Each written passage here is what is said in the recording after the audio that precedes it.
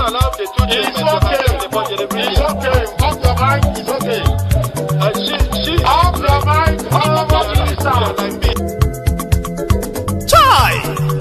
Now wow, people wey suppose talk truth to power don't off mic. And if we talk, now 500,000 they go summer us, call them hate speech. But fear not, my ego don't come. Ingo torchlight every corner, nooks and cranny of all these bad people where they spoil our country.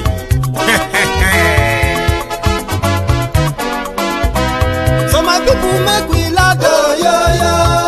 My ego don't come, oh yo yo. My people make we shout, oh yo yo.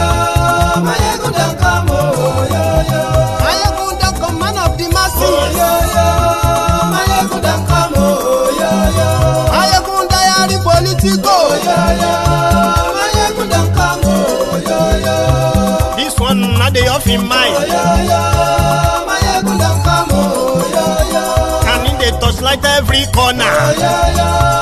My ego don't come, oh yo yo. Okay, some people be they holla say they want the power. Chai, them be promise us say we go get light and power. Them hustle sote they can't get the power. But now they know they do anything with the power. Every day, dollar just they get the higher power over naira. Still them talk say make we off mind. But thank God say my ego don't come. So my people make you loud, oh yo yo. My ego don't come, oh yo yo. My people make we shout, oh yo yo. My ego don't come, oh yo yo. My ego don't come, man of the masses, oh yo yo. My ego don't come, oh yo yo. My ego diary politico, oh yo yo. My ego don't come, oh yo yo. This one not they off in mind, oh yo yo. My ego don't come, oh yo yo. Person where they do evil, no one make person talk. Them say that my yegun, that man too they talk. He too they talk. Say my yegun diary, he they hot like pepper. But every day then they take money in bulk. Woman picking they the street they hawk. Still them talk say make we no talk. But thank God say my yegun don't come. So my people make you loud, oh yo yo. My yegun don't come, oh yo yo. My people make you shout, oh yo yo. My yegun don't come, oh yo yo. Man of the masses, my ego don't come, oh yo yo. My ego diary politico, oh yo yo. My ego don't come, oh yo yo. This man not the off in mind, oh yo yo.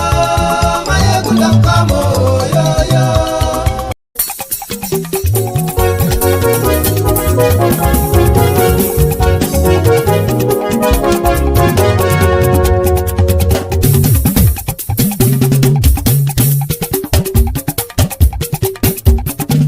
Mayegun làwa mọ̀ làmọ̀ tó dòdòdò.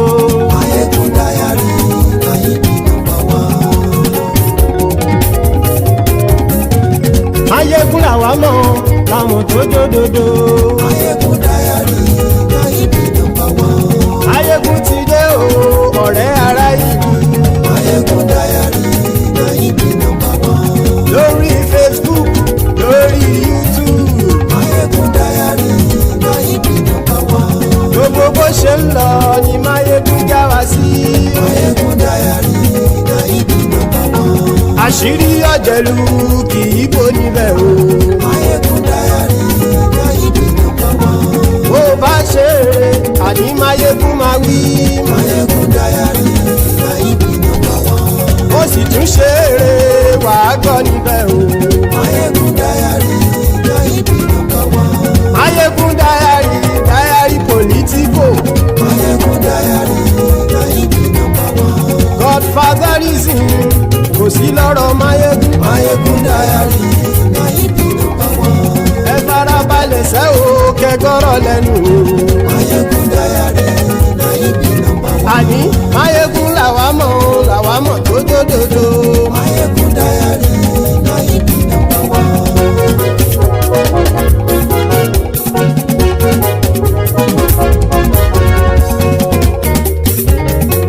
Àní ẹ̀sùn rákì. Mayegun ti dé. Mayegun ti dé. Ọ̀jẹ̀lú ẹ̀sùn rákì. Mayegun ti dé. Àní ẹ̀sùn rákì. lórí Facebook àní ẹ̀sùn làjú lórí YouTube àní ẹ̀sùn làjú bọ́ bàbá gbé wúrẹ́ àní ẹ̀sùn làjú ijó ìgbádìyẹ àní ẹ̀sùn làjú pẹ̀sìdó bá rúfin o àní ẹ̀sùn làjú. Hello there, brethren. Good morning to you. Good afternoon to you. And good evening to you from wherever you are joining us. It is Mayegun live. And thank you so much for joining me. And you know the drill. After reading the caption of the broadcast, please make sure you read the description of the broadcast as well, so as for you to have an idea what this conversation is going to be all about. Then like the broadcast early enough before you get so drenched in the engagement, conversation, and all that, right? And make sure you share it as well. Share this with your friends, your not so friendly friends, your frenemies. Tell them to join us. The Mayegun today, Mayegun is live. And tonight, we might be digging further into, the background sort of, story of the sponsor or the sponsors of terrorism in Nigeria. Majority believes that the sponsor of the terrorism in Nigeria, that they are the roots that should ordinarily be uprooted, destroyed before the proper confrontational, clearing of these terrorists can possibly make any sense, right? However, this is 2025. Sometimes in 2018 and 2019, thereabout, there was this list released all over the country under Buhari as the president of Nigeria. Initially, people agreed that a lot of people were shown a lot of surprises that what is wrong with Nigeria? I mean, how did things get this bad? Is it the corruption or just some people who have managed to sabotage the system? Or is it just those who are the officials who are responsible for preventing all of this, but have become inefficient or incompetent in their own job? So many questions, because a lot of people believe that the Nigeria of old, right, wouldn't get to this stage that Nigerians have now become like a game to these terrorists across the country, kidnapping Nigerians and ripping them of trillions of naira in the name of ransom. And the government appeared so helpless. What is wrong? Well, most of your own supposed suspicion, right? They are true. Because like I said, in 2018, right, a list was made public. In fact, this was part of what got APC, elected, wherever in 2015. That was that they needed to expose the sponsor or the sponsors of Boko Haram. Then other kind of terrorists later joined, which now we have 22 different terror groups operating in northern Nigeria alone. So in 2018, names were mentioned, okay, including businesses, who were like mostly bureau de change. The UAE government also released another list of the suspected terrorist sponsor, Nigerians who were living in Dubai living in UAE under the cover of God knows what, but they were discovered and their names were made public after it was sent to Nigeria.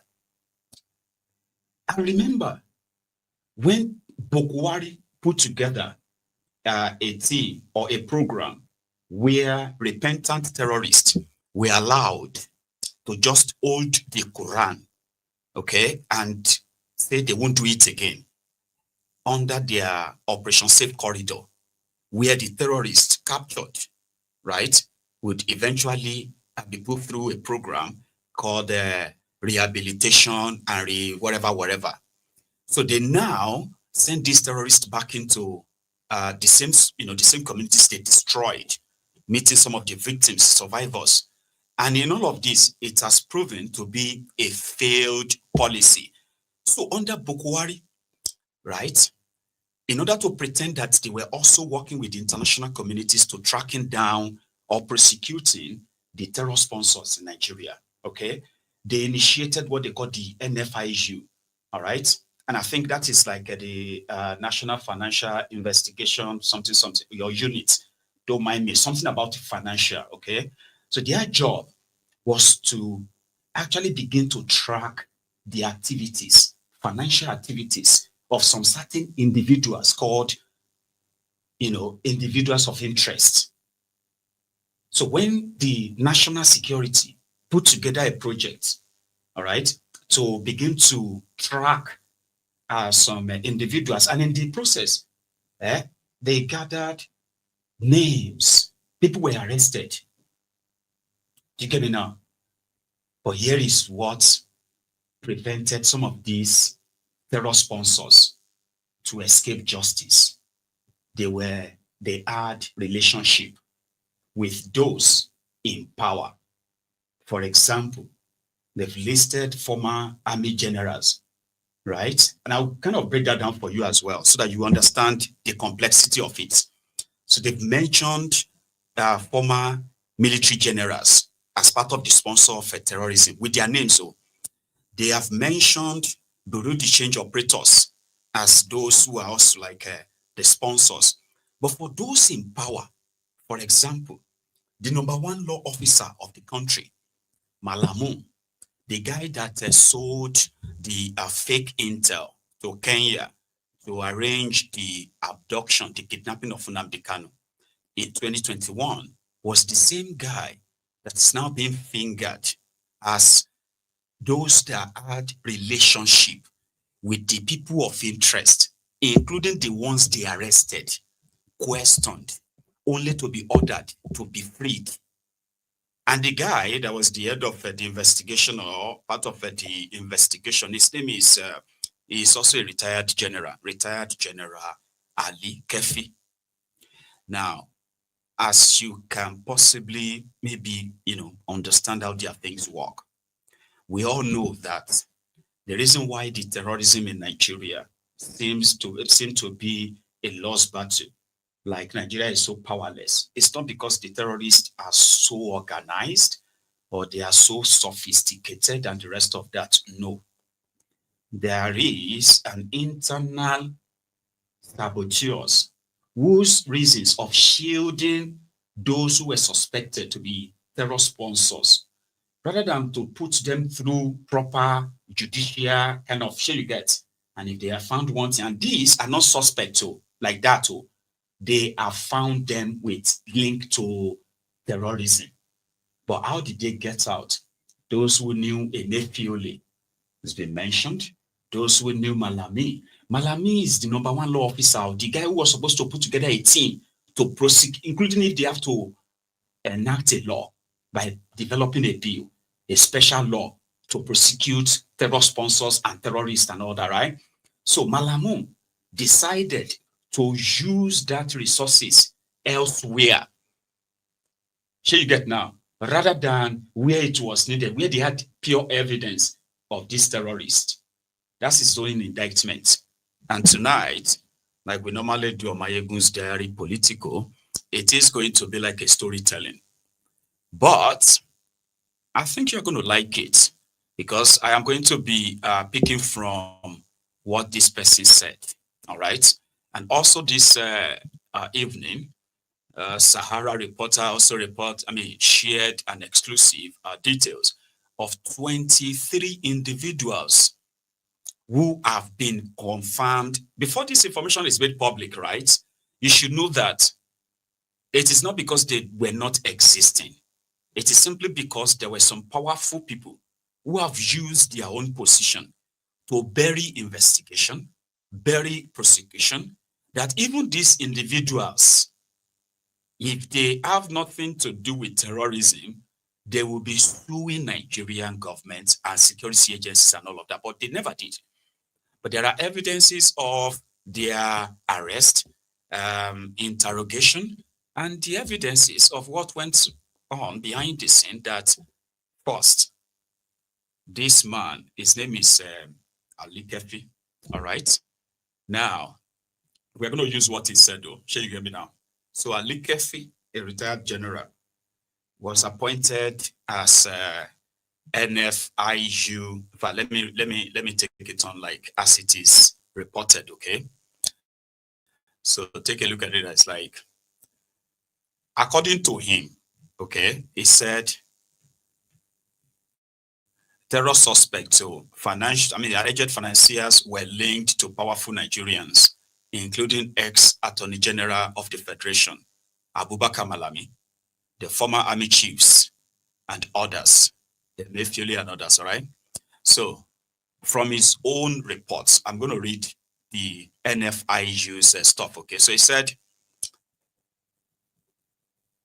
a groundbreaking counter-terrorism operation personally approved by former President Muhammadu Buhari resurfaced, which is in the controversy of how many of his own appointed ministers and other office holders used their position to shield some of the suspected terror sponsors in Nigeria from any prosecution. And this man on your screen ended up being arrested, okay, for insubordination violation of this.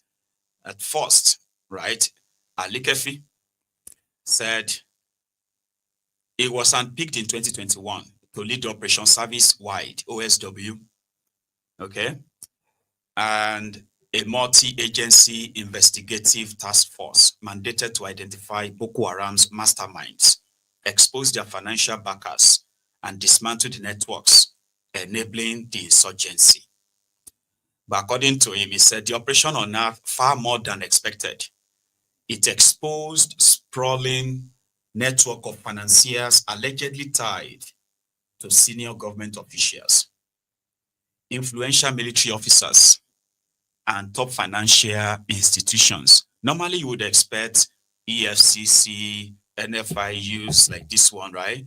And every other security agency that is specialized in anti-terrorism, counter-terrorism, to know that if you don't follow the money, you get me now, if you don't follow the money, you are wasting your time.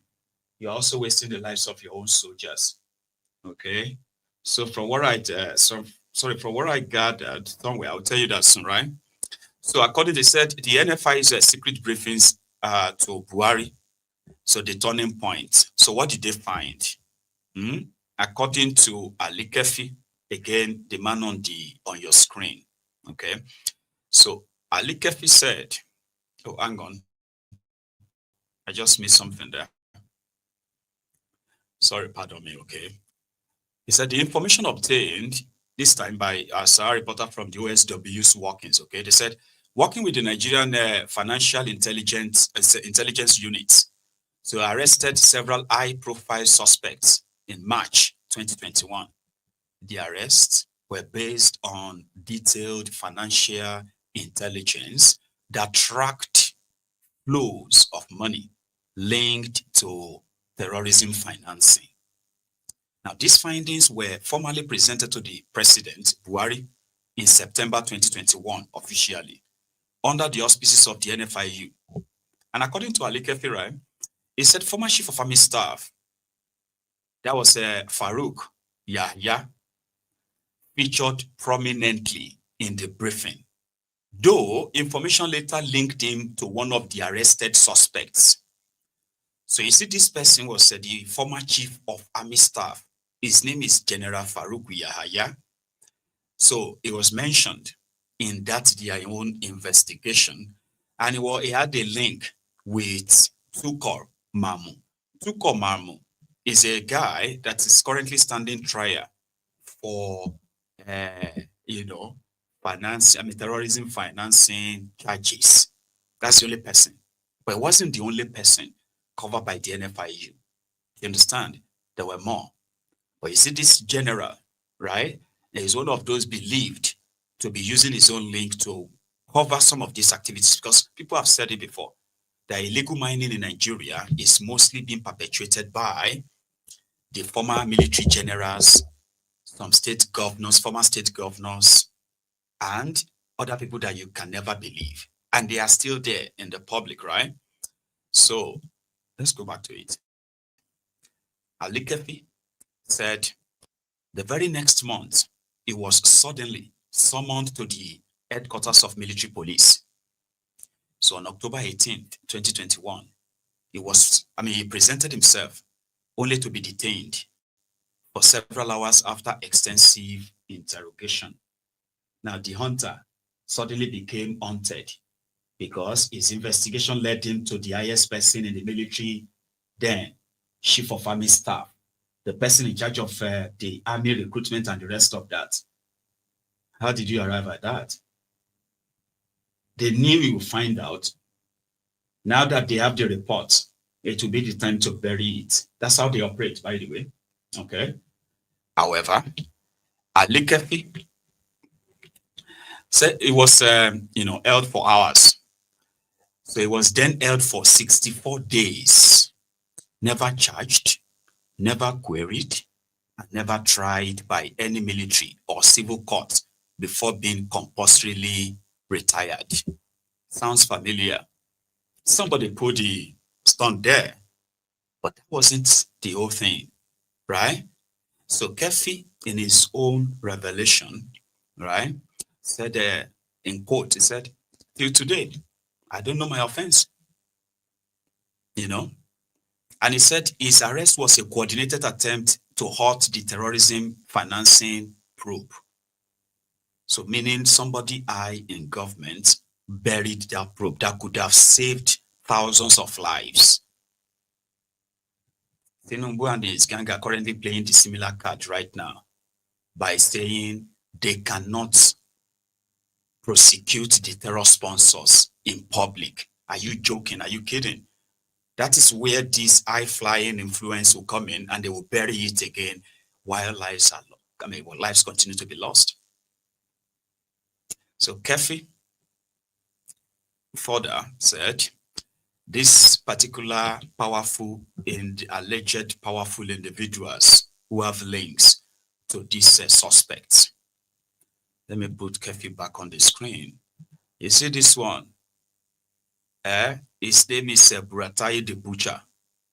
He is also a former chief of army staff. You are going to hear his own part. This was Malamu and Buhari. And for those who remember the role of Malamu during Buhari's time, at a point, people said he was the de facto president of Nigeria. He was considered the head of Buhari's cabal. He was that powerful, by the way. And today, he is currently being investigated for corruption, looting the returned loot in Nigeria. Similarly, this man on the screen is also fingered. His name is Godwin Emefiele. He is a former central bank governor of Nigeria, and he is currently standing trial for corruption of God knows how many amounts. And all of this, right, at the end, with the way the whole thing is playing out, with what this man has said or shared so far, okay, powerful individuals. So Ali Keffi insists that his comments are not based on anonymous sources, but on what he was personally told by the then director and CEO of the NFIU at the time, Modibo Ahmad Tukur Ribadu, who worked directly with OSW.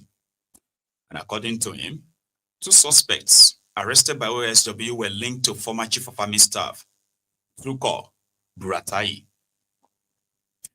I remember Tukur Buratai was the one who came to tell us, who came to tell us that the army never recruited soldiers, that the soldiers were recruited by states, and therefore army cannot be accused of recruiting terrorists. Also, for your information, Tukur Buratai, or simply Buratai the Butcher, he was also the guy that set up the a cow section, the military artsmen, whereby a section of Nigeria military was set aside to provide national security for Fulani artsmen across Nigeria. And the purpose, according to him then, was to protect the Fulani artsmen who have suffered or suffering cattle rustling, from those who always kill the Fulani herdsmen and steal their cows.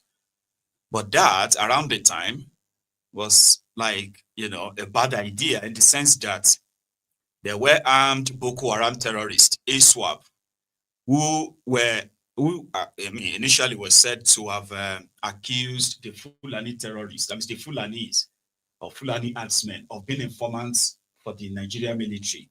And therefore, they chased them out of Sambisa, and the Fulani and their herdsmen with their AK-47, they started advancing to the Middle Belt and to the south. So it would have been very much sensible for Buratai the Butcher to have used that his much influence at the time to actually crush the armed jihadists, the ISWAP and the Boko Haram at the time, but he didn't in that sense. Okay, but he did try to provide a special security, military protection for the Fulani herdsmen. I don't know if they still have that in place now, but here, that was him also mentioned. Former chief of army staff, two chief of army staffs have been mentioned now, right? But let us continue. And according to him, Ali Keffi, on the man on your screen, by the way, so he said, 2 other suspects were linked to former Attorney General of the Federation, Abubakar Malami, while 1 suspect was linked to former Central Bank Governor, Godwin Emefiele. So for General Farouk Yahya, he was linked to 1 suspect this time. Now, he said, I am not accusing Buratai, Malami, or Emefiele of terrorism financing, to be clarified, right? He said, but I was informed by the former NFIU director that investigation linked them to some of the suspects.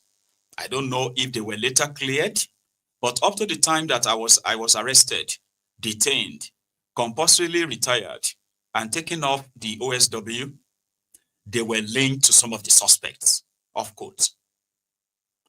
He also revealed that Buratai reportedly asked the then NFIU boss to prevail, in quotes now, to prevail on me to release 2 suspects.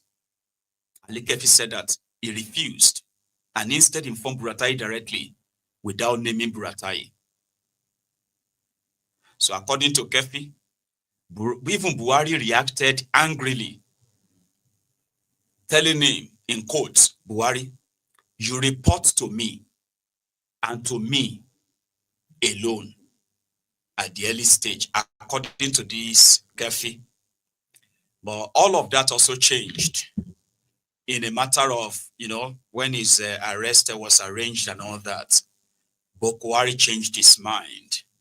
So, and according to him, he said, or he also, clarified that none of the powerful individuals were directly found to be involved in terrorism. But like he said, those who were found to be funding terrorism have links, maybe business link, maybe contracts, because most of them are already changes. People who are changing money at the time, using that as a cover to run the financing, all this ransom collection and the rest of that.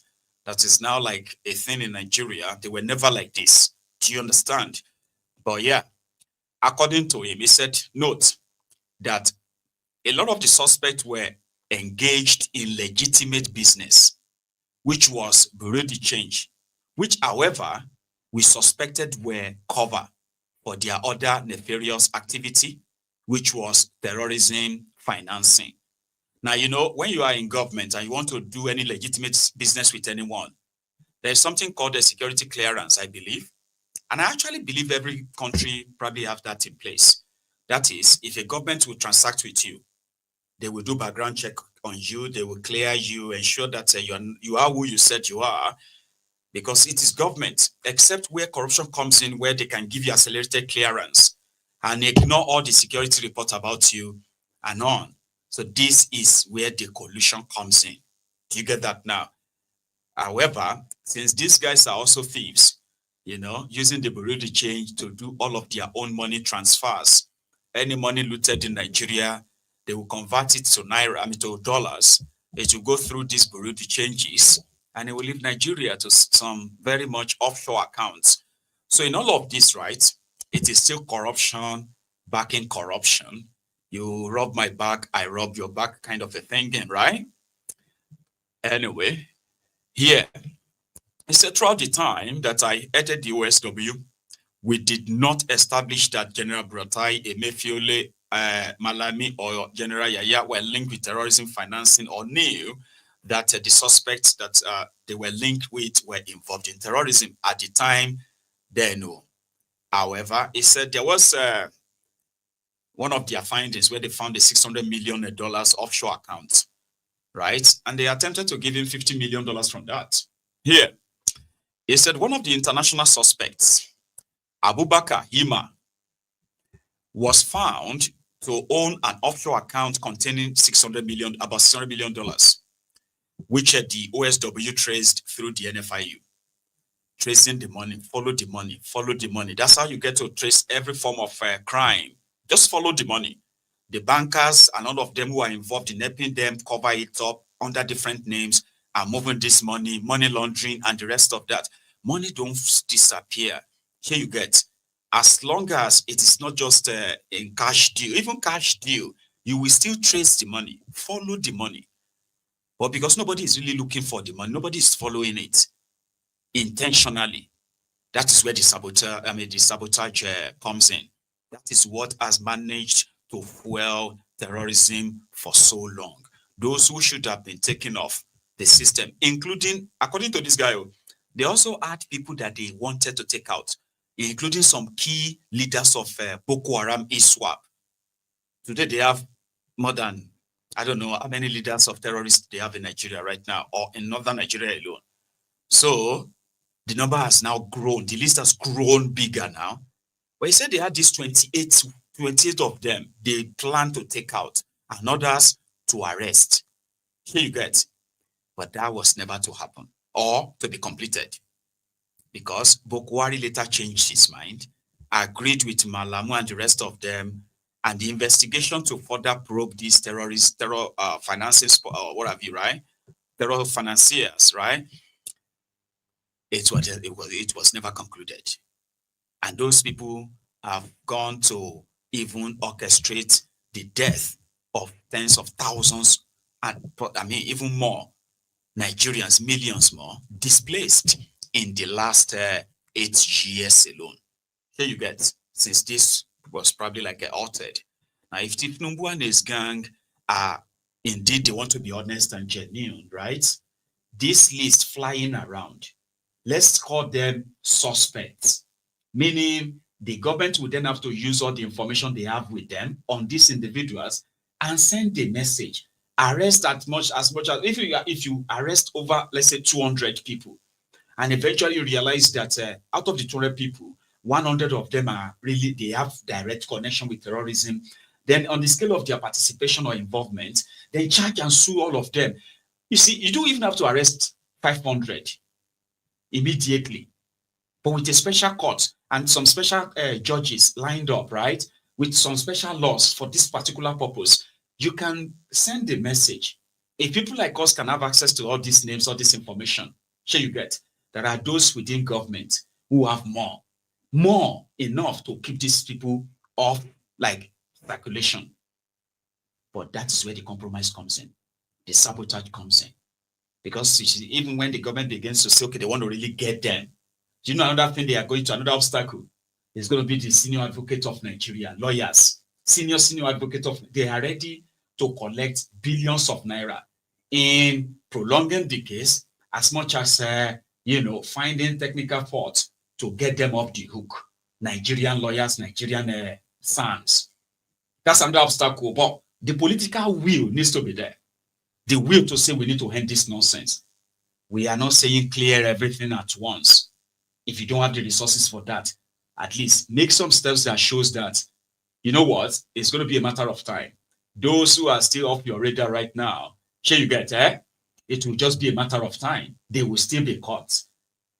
It's not just rhetorics and all that there. We cannot prosecute them in public. We cannot tell you all these things in public. Are you being serious? You have been doing it behind the scenes for years. It has cost lives. It is still actually costing lives as we speak. So to those of you who think that we just come here and criticize and all of that, no. You can also agree with me that they need to show something, giving us excuses why they need peace deal, why they need this, why they have to slow with this for national. All of that are just pure nonsense. There are enough information in the public domain already on this whole thing, that if the government actually have intention, we are not saying they are all terrorist financiers. Anybody could be. I don't want to believe anyone was like accused randomly. No. I am saying that it will be an opportunity for those people to clear their names and for government to get their own corporates. In the long run, those who are off radar, we know that their own days are numbered. How do you do it when you know that you have to begin to arrest state governors, former generals, and so on and so forth? But you have the resources, you have the capacity. So here is what Keffi said. He said they found about $600 million in an offshore account belonging to one of these suspects. So he said he was later told by the then NFIU boss that someone acting for IMA offered $50 million for Nigeria to inform the US that it had no issues with the funds, effectively unfreezing the account. Now, Keffi rejected the offer, you get? But somehow, he said by the time they arrested him, detained him for 64 days, by the time they released him, this is what he found out. He said upon his release from detention, he was informed that the Nigerian government eventually wrote to the US requesting that the account be unfrozen. Who wrote that letter? Who approved it? Here is what Keffi said. He said Buhari told the NFIU boss to reconcile with Malami over their differences. That whatever your problem with Malami is, go and settle it with Malami. Okay? So they took him off circulation so that they could use their influence. Do you see what issue of them being linked to it comes to light now? He said he's not accusing them. But a working government would then go back and say, hang on, is that true? This person that offered $50 million so that the NFIU could help them write the US government and say that $600 million in that offshore account, which US have already flagged as terror funding. US have flagged the money as terror funding. NFIU have flagged the money as terror funding. So rather than for this suspect to prove the source of the money, they went on to offer money to this chief investigator. When he rejected, his own superiors arrested him for 64 days. They put him in detention. No charges, no trial, no nothing. Then they released him and they retired him. Compulsory retirement. So when he came out, he realized that on behalf of Nigeria government, somebody wrote the US government that money has no issue. Nigeria has no problem with the money anymore. By the time he came out of detention, they have released the entire money to the suspect. The suspect did not only just get the money, he was released from detention. And that was the end of the story. That was the last he heard. Because, he is no longer part of the investigation. In fact, he's retired, and he could probably just go and write it in his diary, never to know anything anymore that happened. Now, here is the thing. A government that is responsible at this point will say, oh, is it true? That's who wrote the letter? What gave you the clearance? What investigation did you get to make you write that letter? And when you begin to trace this, you probably will find that the 50 million naira this guy rejected, somebody else collected maybe 2/3 of the money and said, I'll write a letter for you. And who was that law officer that could write that letter from Nigeria other than the Malami that Buhari said he should go and make peace with? I am telling you all of this right now as you are watching this video, right? To let you understand that the terrorism going on in Nigeria is politically sponsored. For those who are using the religious as the background, those said jihadist, ISWAP, and Boko Haram. Here is the thing, by the way, you need to know. Recently, the Boko Haram, the ISWAP, they have been killing themselves. Not recently, they've been killing themselves for years. It was the ISWAP that killed Alhaji Shekau.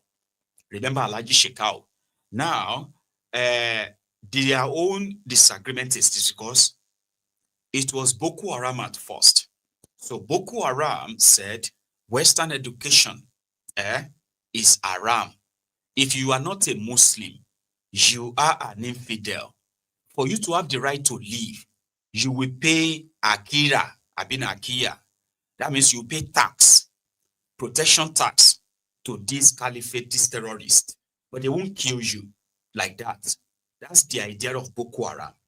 Boko Haram now also believe that every Muslim, everyone that is a Muslim, whether for this sect or that sect, they are brothers. Everybody is one. It doesn't matter. But when they broke up into two, ISWAP camp are saying no. It is only those who believe in their own doctrine of Islam that even if you are a Muslim and you are of a different sect, different from theirs, you are not a Muslim. This disagreement is the reason why they have been killing themselves to take control of Lake Chad, which they have made their territory for so long, and part of Sambisa. Just so you know that part, okay? So now, the protection they have managed to get was that behind the scene, there were others who were pulling strings, who are, when the military needed to go and raid them, there are those who are going to make sure that they never really raid them. There are others that will give them information, that will give, push them in, lay ambush and kill some of these soldiers. Behind the scene, there are others who are also ensuring the supplies of weapons and the coordinates and all of that stuff to these same terrorists behind the scene. So the physical part you are seeing, including the latest one from the past 6 years, the Fulani terrorists and their own show and all that, right? So it simply means around that time, the NFIU investigation that's shown about this whole thing, they were tracing Boko Haram, not even Fulani terrorism. And in their investigation, they also discovered that there were some banks that were actually working. Again, they will say they are doing business, the royalty change and all of that stuff. Sure you get. But behind the scene, they are greenlighting terror money that they all know this money going to this part is for terrorism. This one being converted into cryptocurrencies is for this and that. But rather than for them to report it, they don't have to report it because they are all compromised. Sure you get. And also for the same other thing to actually like flag it, again, won't flag it because at the top there, they will get the green light. All of this behind the scene, while at the same time, using the scarce resources of the country in funding supposedly the same war. Do you get that now? So this information is quite interesting, but there are people that will tell you that it is not new. Of course, it may not be new, but well, this expose in itself, right, is new. So Ali Keffi, he said the efforts to derail the investigation, like these other details, okay, said the OSW had gathered extensive evidence for terrorism financing charges against 48 suspects in custody. They already have them in custody. They have everything they needed. Sure you get. However, they said they faced persistent pressure to downgrade the charges to money laundering, something he believed was designed to divert the case to the EFCC, which at the time was under the influence of Malami and shared by Abdulrashid Bawa, Malami's relative. You following? I'm not accusing them of funding terrorism, but I'm just telling, that's why you say, Keffi is saying, I'm not accusing them of terrorism, but I'm just saying our investigation could have helped a lot if they didn't use their position to frustrate the investigation. Once they reduce terrorism to money laundering, you understand? What else? What is left? It will be EFCC. They will just look for one money and say, I could not explain for this $10 million. Hey, 6 months in prison. 6 months in prison. Then it won't even go to the prison. They will say, also the time he was detained and all of that. That's it. Boom. They go back funding terrorism. Windy City. It's actually really good to see you. I can't see you, but it's good to hear from you. The Windy City. God bless you, sir. Are you following? The reason why you need to know all of this is that every time you hear them talk about they are doing their best to stop this terrorism, every time that you have to be worried that yourself, your partner, husband, wife, boyfriend, girlfriend, your children would have to travel on these roads now. You have no idea what is lurking behind those bushes. Everybody is a fair game right now. Then you ask yourself, what exactly is the reason why we can't protect ourselves? It is not because you don't have enough personnel to face them. It is not because your military is non-existent. It is because internally there are those who have used their position to frustrate all this and ensure that those who are supposed to be standing trial, responsible for killing Nigerians, they are not. They are walking free. You are seeing them like doing allergy here and there. They are still going to their businesses. They are still funding terrorism. Because some people frustrated the investigation. Here is another part. What happened to those 48 people? He said that a top prosecution lawyer assisting OSW was removed without explanation after refusing to compromise her stance that terrorism financing charges were warranted. These people were supposed to be charged for terrorism. You get me now? Not money laundering. No. This is not money laundering. In fact, we will charge them for money laundering as well. But the money they are laundering is to fund terrorism. We have evidence. Let's go on and do that. They said no. So they arrested the person doing the investigation, locked him up for 64 days. They removed the head of the legal team who put together the entire case. They removed her. So what happened next? According to him, the Attorney General of the Federation, Malami, his office, failed to obtain necessary court orders for asset forfeiture and instead applied only for detention orders. You dey follow? That is what you call compromise, sabotaging the process. And what happened when you sabotage a criminal charges or process like this? People die. You get that now? People die. People get kidnapped. Communities get ransacked, burned down. Farms get destroyed. When you use your position, you sworn by the constitution of the country to defend that constitution, which the constitution says your first job is to protect the people. Now, if these people are innocent, you don't need to stop the probe. In fact, you have to accelerate it so they will have the chance to clear themselves. And if they can't clear themselves, they go down for it. You will be saving lives. But compromised system, this is how it works.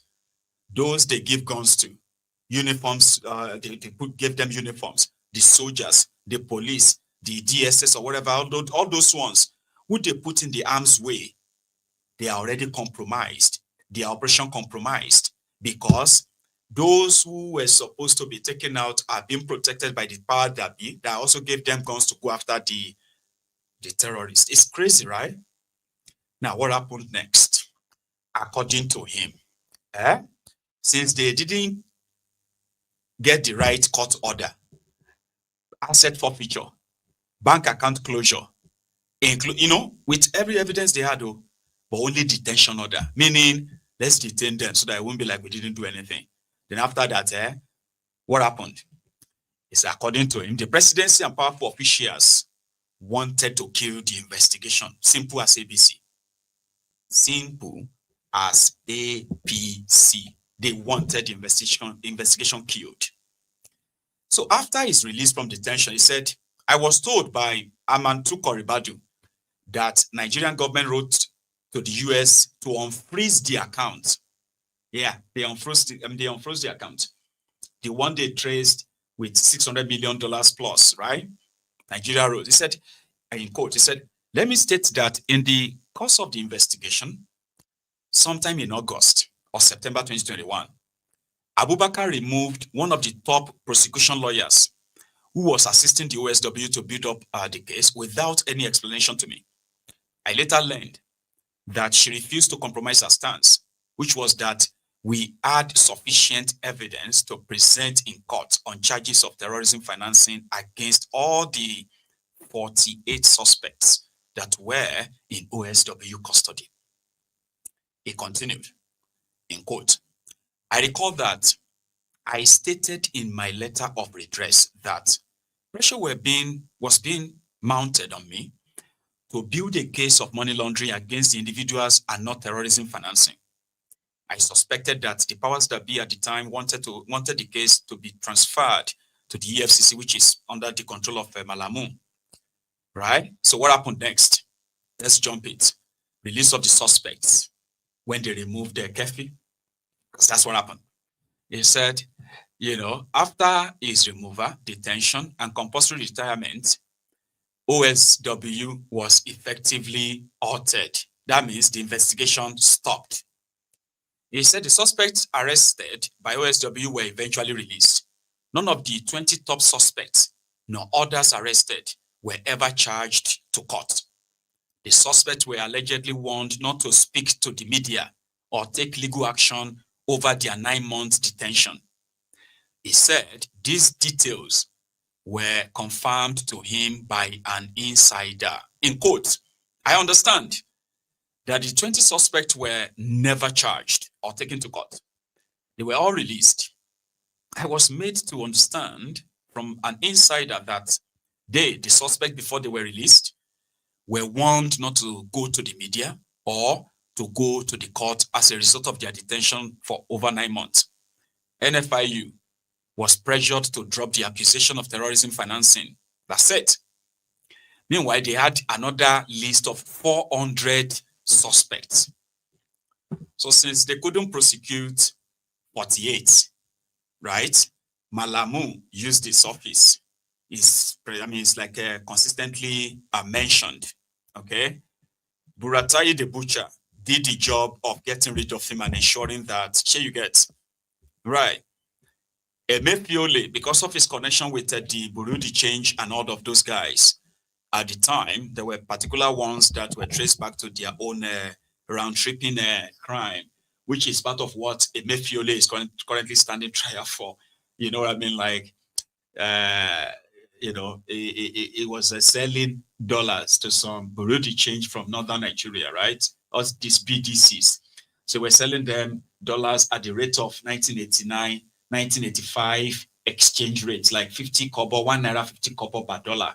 When Nigerians were buying the dollar, or business kind of traders were buying the dollar at the rate of 400 naira to $1, 350 naira to $1. So they made a kill, which eventually killed the Central Bank of Nigeria.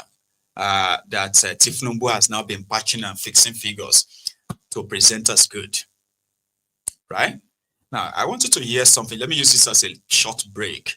Right? I've been speaking for like an hour, right? Now, the guy himself, Ali Keffi, he was recently on a program, in fact, 2 programs, okay, where he was talking about, his role at the time, and at the same time being a security expert, so to say, right? Speaking on the statement of Donald Trump and why the terrorists have become so emboldened enough that they are taunting Trump. Here you get me now. They are taunting Trump to attack or invade, blah, blah, blah, blah. So listen to this first one. Our Nigeria is a land of tears, of anguish, of pain, of so many broken lives. At the forefront of combating the menace of insecurity in the country is our gallant armed services, our gallant security agencies and agents, our hardworking paramilitary and other security intelligence organizations. These are at the forefront. Every Nigerian is now in the combat zone. However, as I said, the military, the members of the armed forces, the police, and other security organizations and intelligence agencies are right at the forefront. But despite these best efforts, despite these endeavors, we still have pains. The country is bleeding. Yeah. It's a killing field. You get what I mean? There is no country in the world that is experiencing what Nigerians are currently experiencing.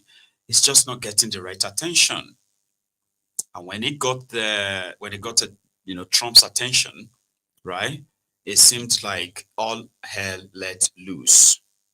And here is Ali Keffi's own view on that a few weeks back. But again, there's another point, another aspect I want to look at it.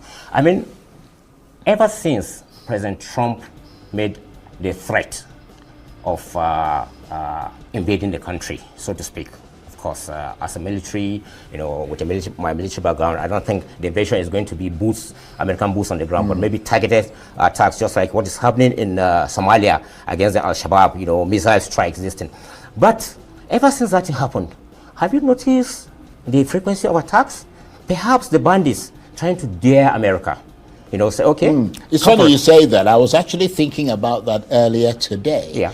They seem to have upped their ante, have they? Yeah, I mean, because, look, if the United States should carry out, say, missile strike against this will play into the hands of those insurgents. This is what they want. They want to see the collapse of the Nigerian state.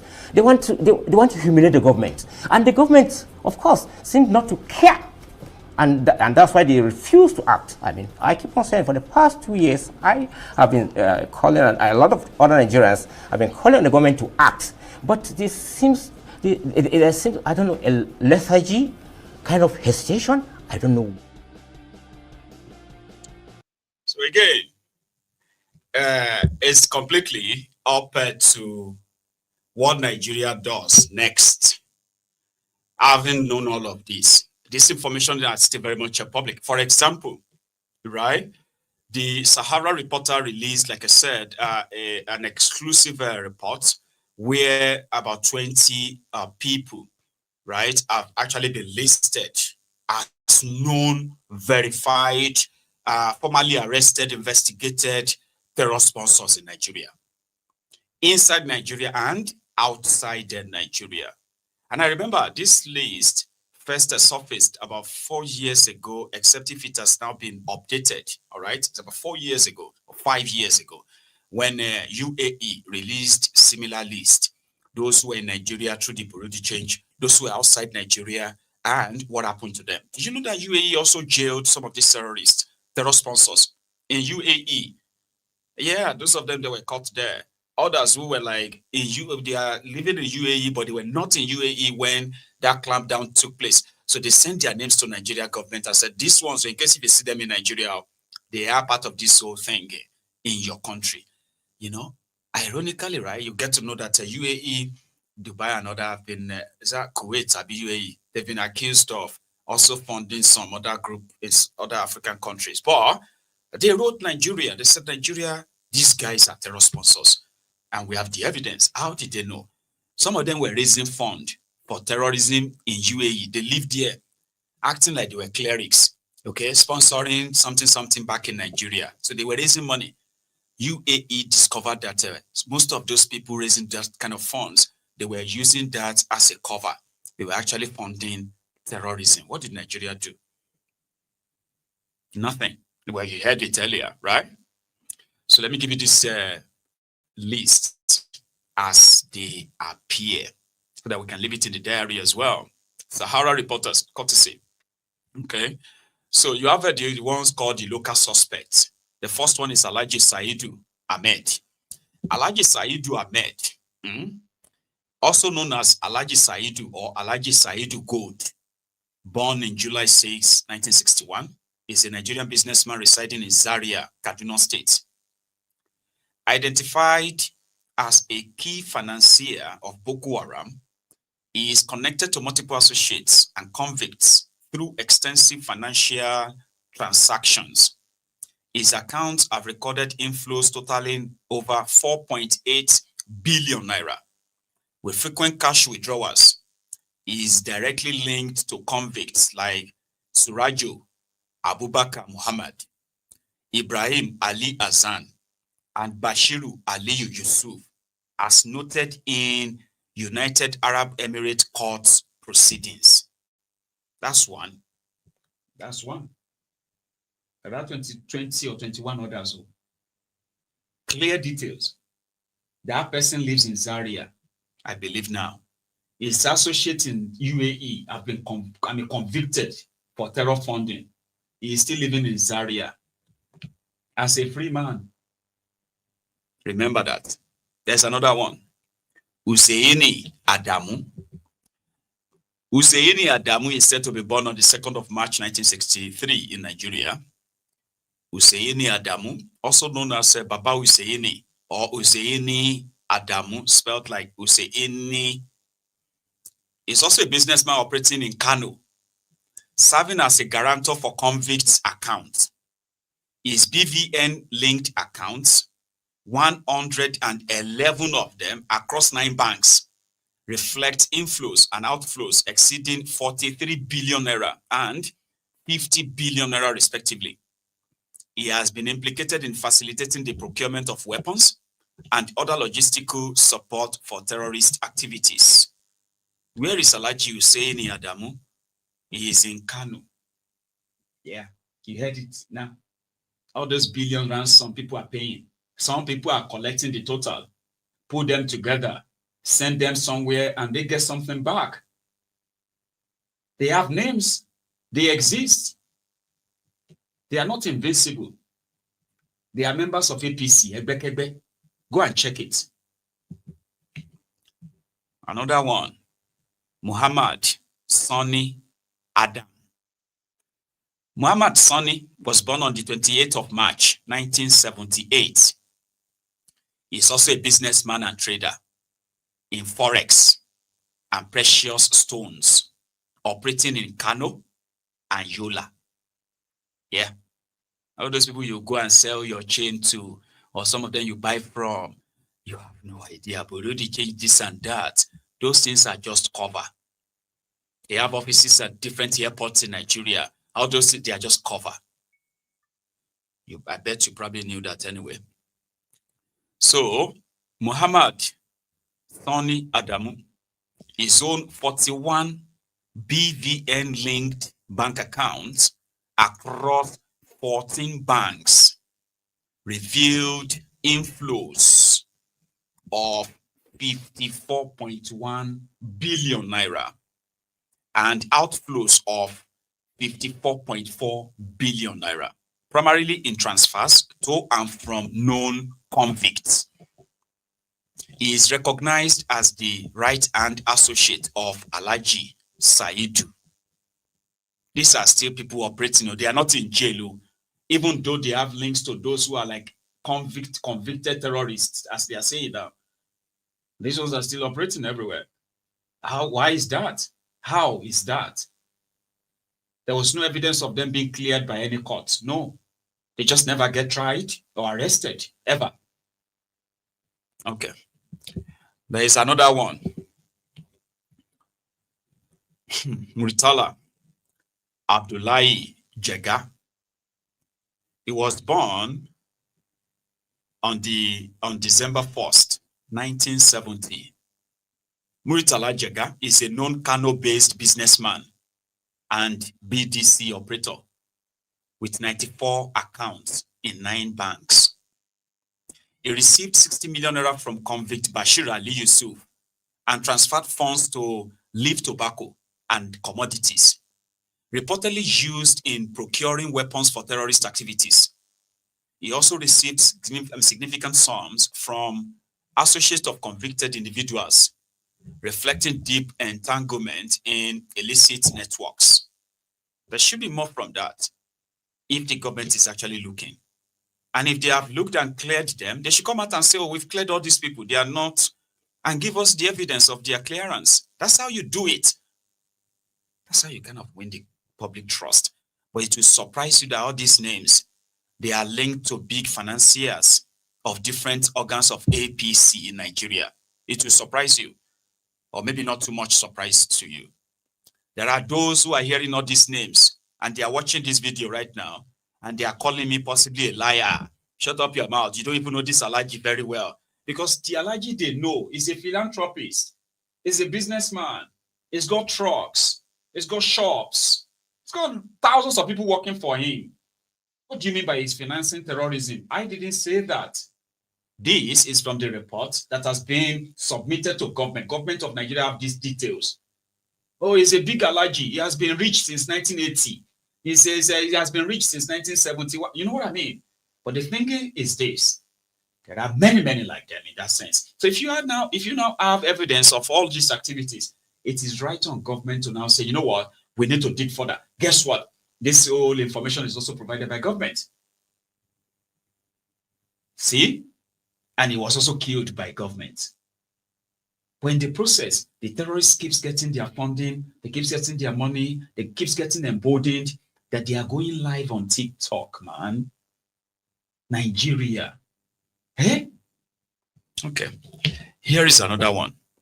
His name is Sadiq Garba Abubakar.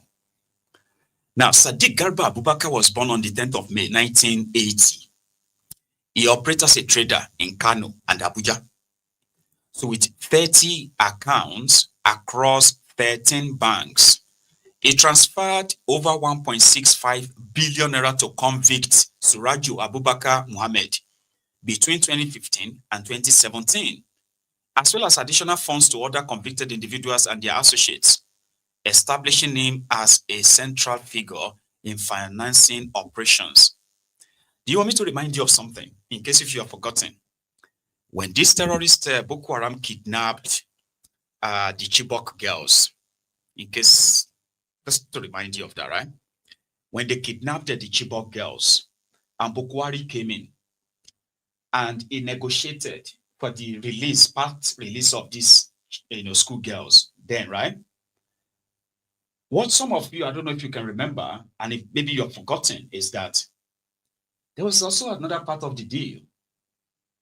All these convicted, these were people convicted before Buhari became your president. Oh. There is no any single convicted terrorist under the Buhari's 8 years. So these were terrorists.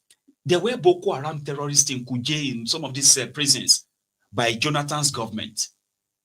But when Buhari came in, including Kabiru Sokoto, he was in jail until Buhari came in. And they started having legal representation for him and all of that. Before you know it, Kabiru Sokoto just fizzled out. You know the rest of the story. The investigation that we are talking about, sharing now, predates. So what other deal do you think Buhari made during the release of the Chibok girls? In case if you have forgotten, it's not secret.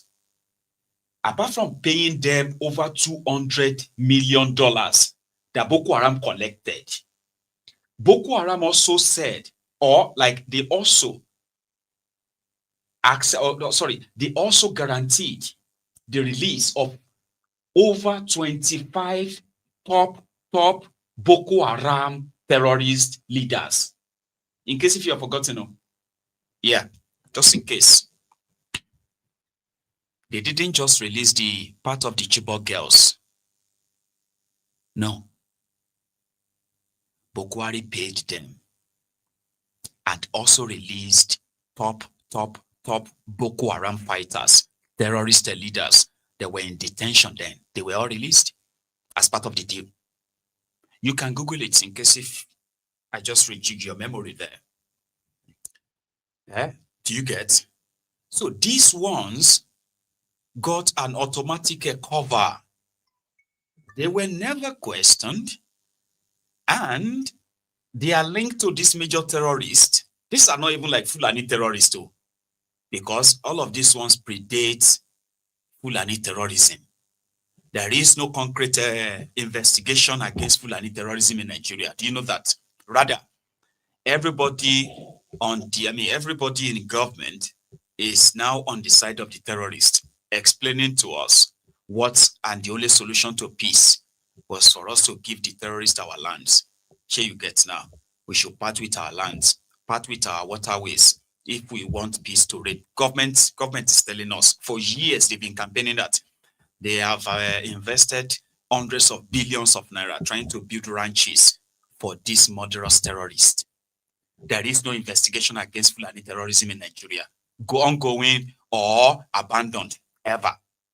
This whole thing is still about the ISWAP, Boko Haram, and those who are funding them.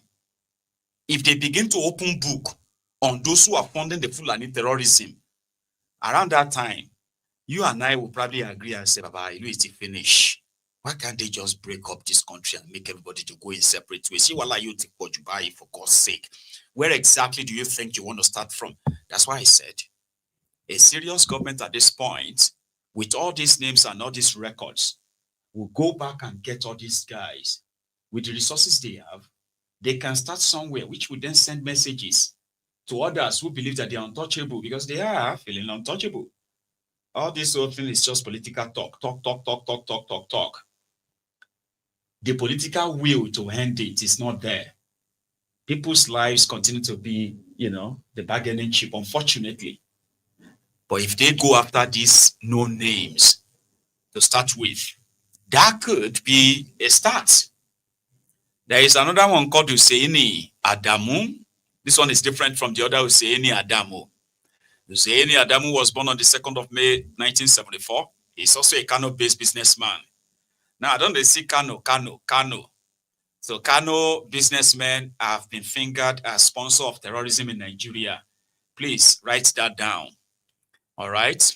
So he said, a business with financial links to convicts, totaling billions of naira, transferring funds among members of the network. His role has been pivotal in facilitating funds across convict circles. Another one is Mustafa Ibrahim Yakubu. He was born on the 12th of December 1966. Mustafa Yakubu is also a businessman operating between Wuse and Kano. He has 39 BVN linked bank accounts, which revealed a significant transfers, including 2 billion naira to Bahafs Global and $345 million to Murtala Jega, tying him to arms and logistics operations supporting Boko Haram. Another one is Ali Abdullahi Yusuf. Ali Abdullahi Yusuf, born on the 9th of September 1982, is also a Kano-based businessman and elder brother to convicts Ibrahim Ali Al-Azan and Bashir Ali Yusuf. His 43 accounts across 11 banks show transactions with Surajo. This one is also linked to Surajo Abubakar Mohammed, a terrorist, and more than 40 associates, underscoring his involvement in the financing network. Here is another one, Nasiru Shuaibu. Now, Nasiru Shuaibu was born on the 15th of June, 1973, operates between Gusau and Mena. Gusau in Zamfara, Mena in Niger State. That's where he is based, a businessman. His 17 accounts across 10 banks recorded large inflows from convicts and other key associates, including 5.4 billion naira transferred from Muhammad Sani, highlighting significant financial facilitation. The other one is Yusuf Ghazali. Yusuf Ghazali was born on the 18th of March 1982, and he is also a forex trader in Kano with 385 bank accounts across 10 banks. He transferred funds to multiple convicts and is named in UAE court judgments as a facilitator of terrorist financing from Dubai to Nigeria. Another one is Mansour Muhammad Usman, who was born on the 22nd of April 1981. He is a textile dealer in Kano. Again, he was repeatedly identified in UAE judgment as a money transfer agent for Boko Haram, facilitating transfers of millions of naira and recruiting individuals into terrorist activities. This one's even like he's a recruiter. He maintained 18 accounts across 13 banks. Yazid Usman Muhammad, born on November 5th, 1985. Yazid Muhammad is a businessman in Kano with 5 accounts across 3 banks. Between 2015 and 2018, he received 830,000 naira, 950 naira from Mansour Usman Muhammad, and is mentioned in UAE court judgment as a money transfer agent supporting terrorist financing. You also have Alhaji Musa Emma. Musa Emma, born on the 1st of February 1962, he operates from Maiduguri with 15 accounts across 8 banks. So his accounts recorded consistent cash withdrawal exceeding 2.4 billion naira, with large inflows from convicts and their networks, suggesting a central role in money laundering and terrorist financing. Another one is Modu Sulu. The list goes on and on, right? With these details. So Sulu was born on the 7th of September 1972 in Maiduguri, Borno State. Now, Modu Sulu maintains a single BVN linked account. He has financial links with Musa Emma and other suspects in Maiduguri, an epicenter of the group's operations, indicating involvement in coordinated financial activities. Another one is Adamu Aliyu Kanoma, a jewelry dealer. A jewelry dealer born on the 1st of January 1979 in Gusau, Zamfara State. Adamu Aliyu Kanoma holds 83 bank accounts across 11 banks. He executed cumulative cash withdrawal over 10 billion naira between 2016 and 2020. Received funds from Bashir Ali, Yusuf, and other associates, and transacted with over 22 associates of the convicts and Alhaji Saidu. Receive fund that you are hearing now, ransom money. That's the receive fund you are reading there, right? Here's another one. Abibu Muhammad Usama. Now, Abibu Usama Muhammad, he was born on the 7th of June, 1978. He's also a businessman in Gusau, Zamfara, with a 39 bank account across 12 banks. Now, they said he received 65 million naira from convicts, transferred 3 million naira to Alhaji Saidu, and conducted cash withdrawals exceeding 7 billion naira, indicating significant involvement in terrorist financial networks. You know, their own argument is that, what do you expect Buhari to do? Is that not that they are dealing with money? Is that not that if you go there and you say you need $1 million cash, you will need Guinea corn? What do you expect to do? Well, that is in itself is called a cover. You going there to go and spend or ask them to sell you $1,000, or better still, ask them to change $100,000 to naira for you. You are the legit one. Behind the scene, that your $100,000 will eventually be used, and when they list other 100,000, 70,000, 40,000, 30,000, 20,000, 50, they can then list almost over $1 million behind your own legitimate one. So behind that is called terror funding. All right. So if you are not that smart to understand that money laundering is a two-way thing before terrorist funding joins, right? So money laundering is when you see those who are trying to hide money that they don't want anybody to tax. So if you don't want government to tax this money, then you probably will use another means to taking it out. So how do you do it? You put it through a system. For example, you have, let's say I have a taxi company. And normally my taxis, I have, let's say, 50 taxis. Now, 50 taxis, everybody knows that I'm a taxi company. So which means I get money, legitimate money, as you are calling to fund. But that taxi company may not be making profit. Like, for example, traffic and the rest of that, which ordinarily would have made me profitable, but it's not coming. But everybody knows that I've got a taxi company. So if you now see drug dealers, you know, terrorists who needed their money to go through system and bank, they can send me money that I would then have to prepare a paper, sort of like a financial statement that will make every money coming from me. So when I send them, when I take this money to the bank, I am a taxi company owner. So everybody knows I have a lot of taxis. I make money.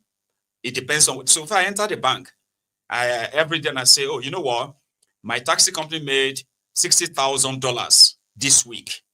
Meanwhile, the taxi company may not make up to $3,000. But because they know that I've got a lot of taxes and I can, you know what I mean? The bank will take the 60,000 from me. So by so doing, I have cleaned the money for the terrorists, cleaned the money for those who stole the money from government. So by the time I'm going to get them their money back, I could say they are supplying me parts, car parts, insurance, this. I could put up anything. That money will then go back to them. So that is why when terrorists want to collect their money and you say, okay, I'm just clearing this money so I could spend the money and say, oh, Mayegun second company paid me because I was working, you know what I mean? So, but for terrorists, it allows those who are going to supply them weapons and all of that to receive the money without anybody flagging it, because it's going to be a clean money that somebody is just making a purchase. They're buying cars, meanwhile they are buying guns. We are buying some set of skins, meanwhile they are buying bombs. So all that cover is what the normal government investigation will unravel. That is when you are going to see somebody who is a big rice dealer. They arrested him for terrorism. Here you get, oh, a very massive transporter is a rich man. They arrested him for armed robbery. Then you'll be like, how can he be an armed robber? They say, no, he's a financier. So all the money they steal when they kill people or rob banks, they bring them to him. And that money goes straight into his business to look like legit. Then after that, he pays those people who work for him. Now, we have arrested those who work for him. They have told us that he's the one who supplies their weapons and all that. That's why we have arrested him. You will now be wondering, man, this life, oh, hey. So that man, a very bad man. And many of them were never found out. Why? Not because they are smart. Maybe they are. It's because the system is so compromised, so bad, so dirty, that they could get away with it because somebody somewhere who should ensure due process is done will use his position to make sure that due process is never done. And once it's not done, you will never see them behind the bars. You will never get to the end of this. Let me drink water.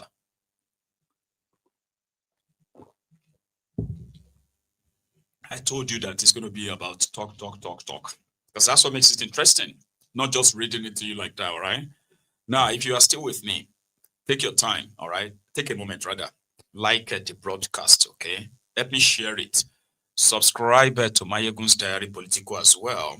It can be very interesting, and honestly, like, if you don't mind my voice, I wish I could get some voice toner so that my voice can be soothing when you listen in a way that you can still feel relaxed, not agitated or apprehensive. But yeah, it can be very interesting like that. Now, going forward, there are still more. I just did all of that as a means of like explaining how some of these things work. And there are those who are trained with sharp eagle eyes to see all these things. But they can never do their job if those above them will continue to put a ceiling over them. You get what I mean? Now, like I said, there is more. They have Nuruddin Ganiyu, okay? Now, Nuruddin Ganiyu, Nura Gani Aliyu, rather. So they call him, is also known as Alaji Nura. He was born on the 31st of December 1967. Nuruddin Ganiyu Aliyu operates as a businessman and a BDC operator in Sokoto. He has 218 bank accounts across 10 banks, facilitated, by the way, large transfers to leaf tobacco and commodities. Now, you hear that name. It is featured again on leaf tobacco and commodities. You would think they are selling tobacco, but they are actually procuring firearms for terrorists. Here you get. And other entities, establishing him as a major financier of Boko Haram activities in Nigeria. You have another one called Ladan Ibrahim. He was born on the 7th of March, 1968. Ladan Ibrahim is a public servant. This one is a public servant too. And the chairman of the Sokoto Pilgrims Welfare Agency. Are you with me? The chairman of Sokoto Pilgrims Welfare Agency. Those on where they send them to Mecca. You get?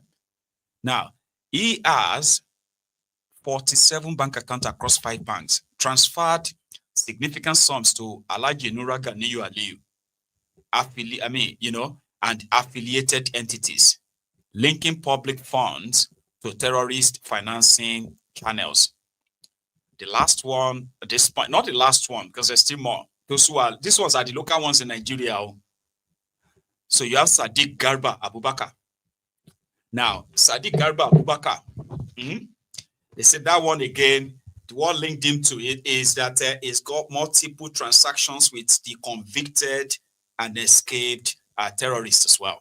Did they feel me? So they said, the international suspect, you want me to say them? You want me to list them? Do you want me to list them? Because, it is easier for those who are pretty much seated and watching than those who might just go online and just read it like that, right? But for the record, let's mention few of their international collaborators and where they are. Here is one. His name is Tribat Rujugiro Ayabatwa. Let me take that again. Tribat Rujugiro Ayabatwa. He was born on the 1st of March, 1940 in Rwanda. Ayabatwa died last year, by the way, in April last year. So he was a businessman and a tobacco dealer with residencies in Nigeria and South Africa. Let's go. Let me take it a bit further. Remember that tobacco company, tobacco and industries, Leaf tobacco. Okay. So he said he had 70 bank accounts across 13 banks in Nigeria, which shows inflows of 67 billion naira and outflows of 34 billion naira. He received funds from Alhaji Nura Gani and facilitated offshore transfers to South Africa, linked to the convicts' financial networks. Kingsley, thank you. That's actually really, very kind of you. So Kingsley got me my first coffee. Let me put it out. Sorry, one sec. Right. Are you with me? Right. That one is a Rwandan, no? Not even Nigerian. But he's used his own international this and that to help them transfer money. And he operated over, like 70 bank accounts that were linked to all of this. Right? And 67 billion naira to one person for Boko Haram deals alone. No. Anyway, there is another one. Paul Unkwaya, who is also a Rwandan businessman born on the 7th of August, 1967. Is the son of the late Ayabatwa. Now father and son, they operate now, right? So Paul Unkwaya is a son to Tribat Rujugiro Ayabatwa, who is dead. So they said they co-owned leaf, tobacco, and commodities.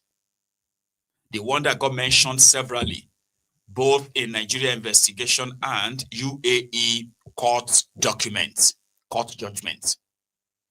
So Paul Unkwaya, a Rwandan, who is the co-owner of leaf, tobacco, and commodities with his father, They said he shared the same 70 BVN linked bank accounts and was involved in receiving and transferring funds connected to convicts and terrorist financing operations. There is another one. Abubakar Hima. Now, he was born on the 18th of March, 1973 in Niger. Hima, also known as Petit, was identified by the investigating Nigerian authorities as an arms dealer operating in Abuja. Yeah, an arms dealer operating in Abuja, who was from the Niger. So they said he has 35 bank accounts across 2 Nigerian banks, facilitated transfers exceeding $1.19 million from the UAE to convicts associates. He is under investigation for criminal conspiracy, money laundering, and fraud involving hundreds of millions in multiple currencies. He is an international criminal who has been linked.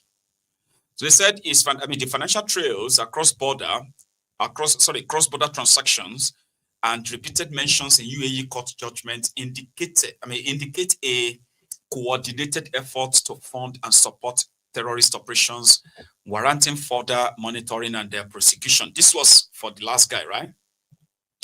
Now let's go back to Nigeria. Okay, all these informations. What do we do with all these informations now? But what do we do with all this information? Well, the former CDS, Christopher Musa, who happened to be the former chief of defense staff, has been reappointed as the Minister of Defense. It was reported that the former Minister of Defense, Badaru Muhammad, right, was part of the the collateral damage as conditions of how do you even do it? Your president is Muslim.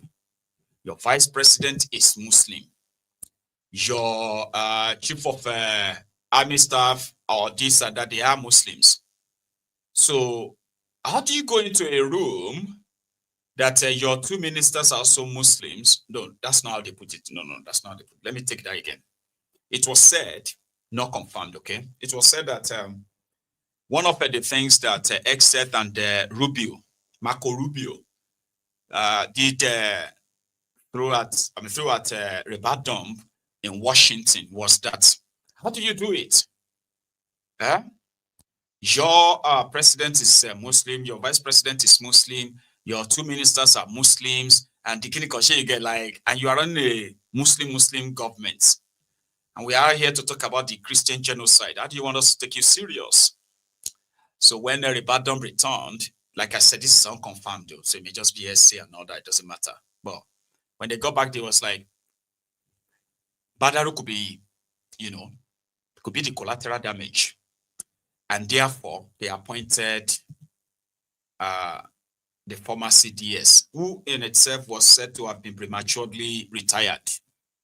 Others have said that right now he is in a better position to actually go after the terrorists and do it very well because he can have access to all the normal information. I believe he never had access to them.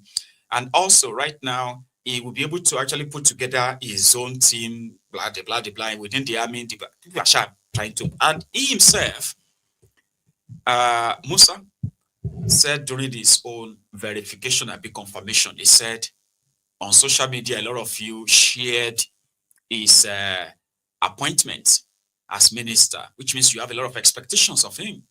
And he planned not to disappoint you. So yeah, after hearing all of this, what is next? Well, it should be for the person that is currently being the star boy.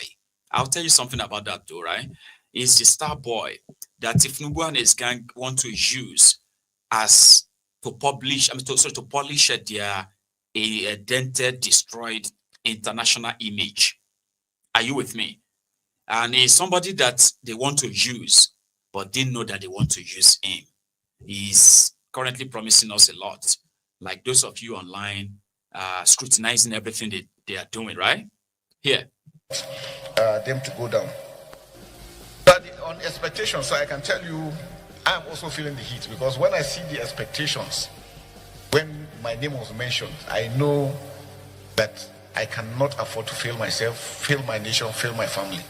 Whatever that we need to do, we will put in the very best, and we know God on our side, we're going to succeed. So it's important, sir, that we must continue to work together. And I assure Nigerians, I really appreciate the responses to the Senate, National Assembly as a whole, the entire Nigerians. I went to social media, I was shocked when I saw the response. And it shows that people are really committed in showing that Nigeria is peaceful. So when people go around saying Nigerians, we don't love ourselves, I say, no, they don't really know who Nigerians are. And it also brings me to the issue that we have on the issue of whether genocide or no genocide. We're all victims. Everybody is being killed. Mr. Musa, you are surprised that Nigerians they all welcome you. They are so happy with your appointment. You will be, surprised. Okay, Otoma was surprised very soon when Nigerians will begin to call for your head. Some people are saying that from the moment he takes office, those who want to derail him, those who are going to ensure that they sabotage him as well, and soon he will start sounding like the rest of them. Not like the way he's currently being enthusiastic and all of that, right? Not anymore. So they said those who want to do all of that to him, the same day he resumed, they have started the activation of his own destruction. But for now, it's great. He's a Christian retired soldier from southern Kaduna, and he's got the experience. People love him, which means, yeah, he's a good one now that you can't say Muslims are killing, terrorists are killing Christians only. Sure, you get, they want to use him as the face. And it's not in my own place to possibly protect him. The only person to protect him is the person who appointed him, Tinubu. So if there are wolves who are going to ensure that he failed, that won't be because of me or you. That won't be because you don't know how to pray. It won't be because you never really believe. No, forget it. Don't let anybody gaslight you. The only person that can make him succeed is Tinubu. You understand? Right. He took office yesterday, again, with all the paparazzi, you know what I mean? I'll show you. Watch this. Musa. General Musa has called defense studies in China. General Musa has gone through combined line components of commanders and headquarters is 1 division, commanding officer 73 battalion, assistant director operational environment. He was also the infantry representative on the training team. On this note, I will ask the Minister of Defense designate to please step forward to take this call.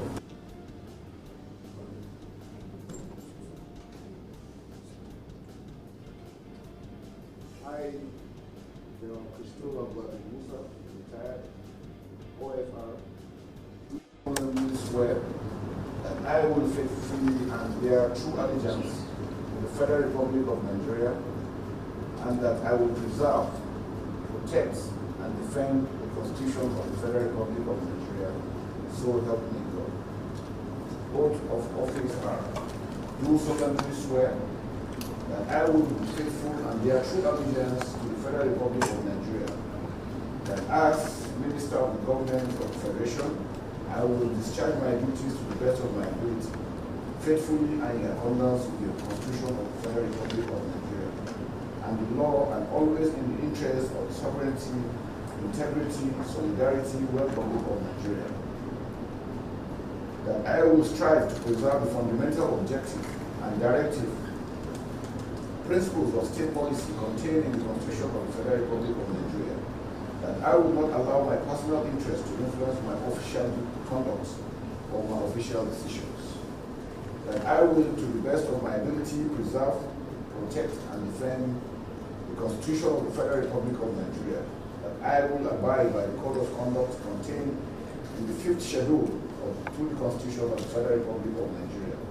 that in all circumstances, I will do right to all manner of people according to the law without fear or favor. I directly or indirectly communicate or reveal to any person any matter which shall be brought under my consideration or shall become known to me as Minister of the Government of the Federal Federation, except as Minister. So help me God. Thank you very much.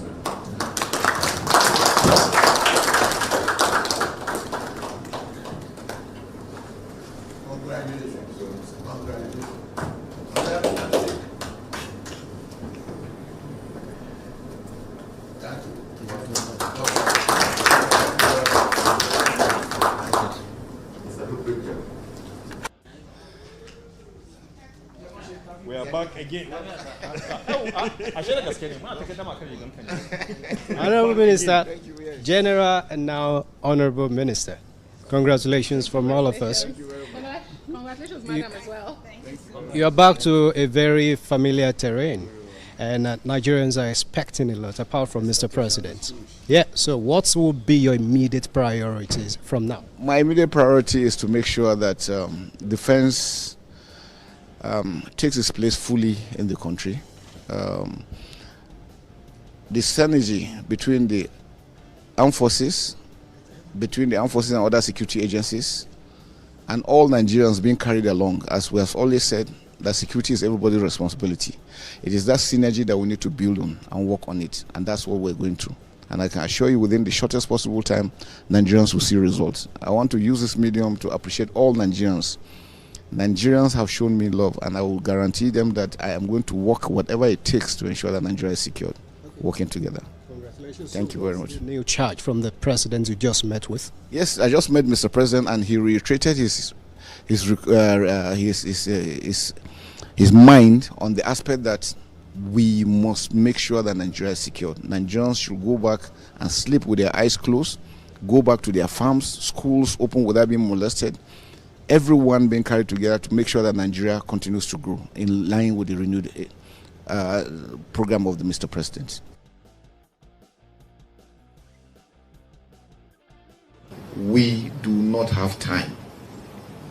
We are going to continue to hit the ground running.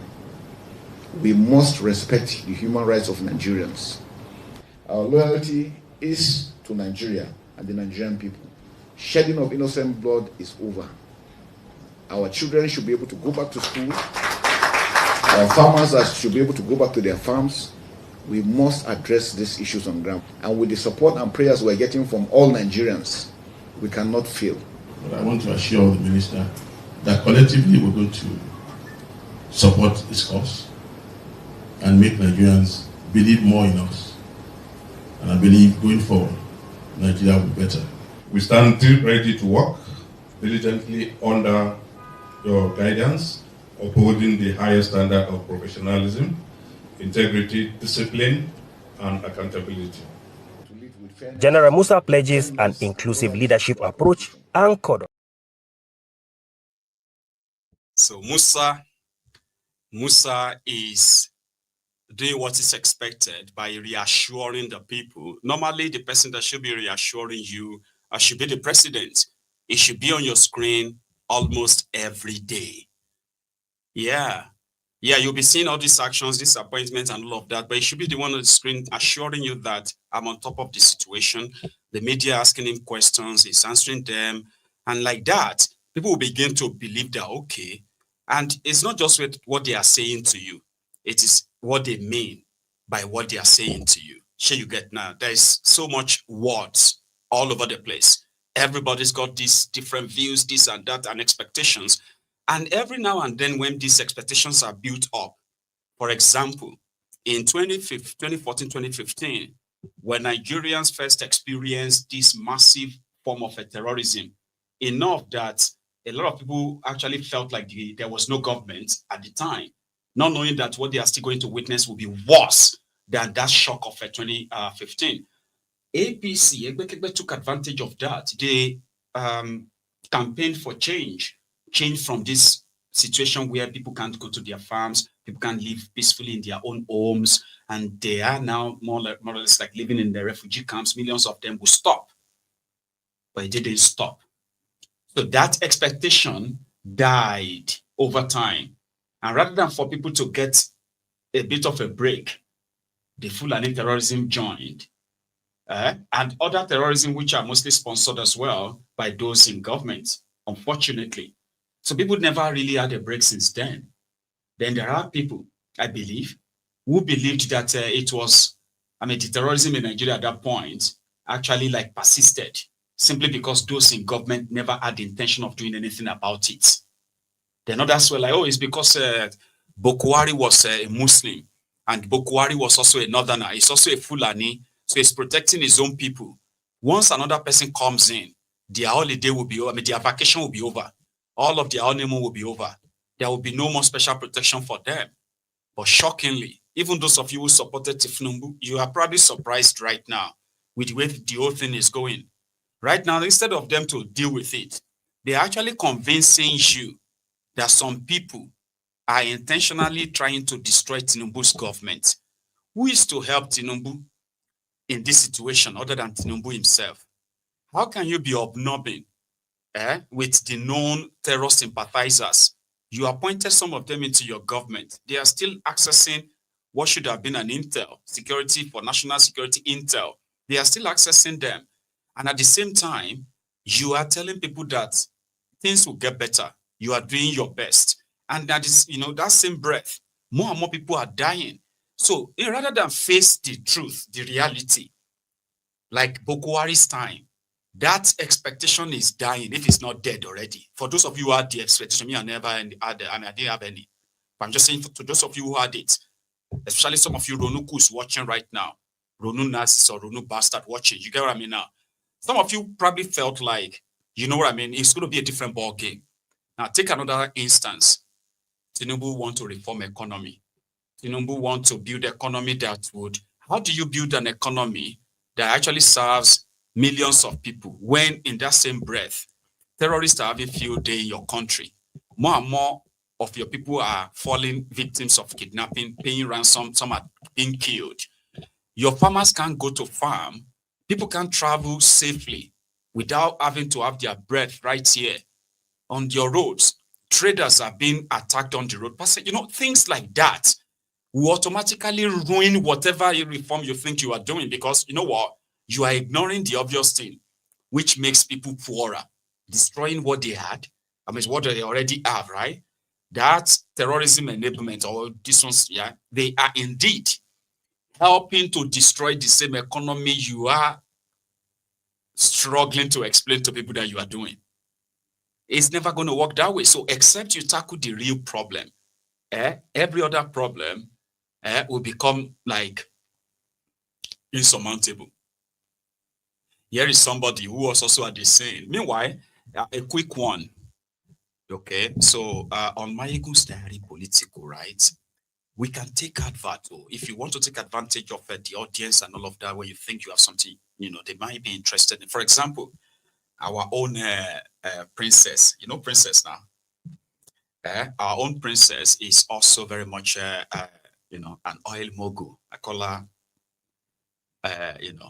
oil woman. So she currently have this, let me put that on the screen, by the way, 1 sec. So if you are into, oil and gas that you needed in like mass bulk purchases and all of that, with all the, guaranteed bill of lading and every other documentation that, guarantees your supply from the point of sale to point of delivery, you can reach out and call that number. Princess is known to all of us. Here you get. You can make your inquiries, serious inquiries only. It is a paid advert. And like that, you can reach out. Okay?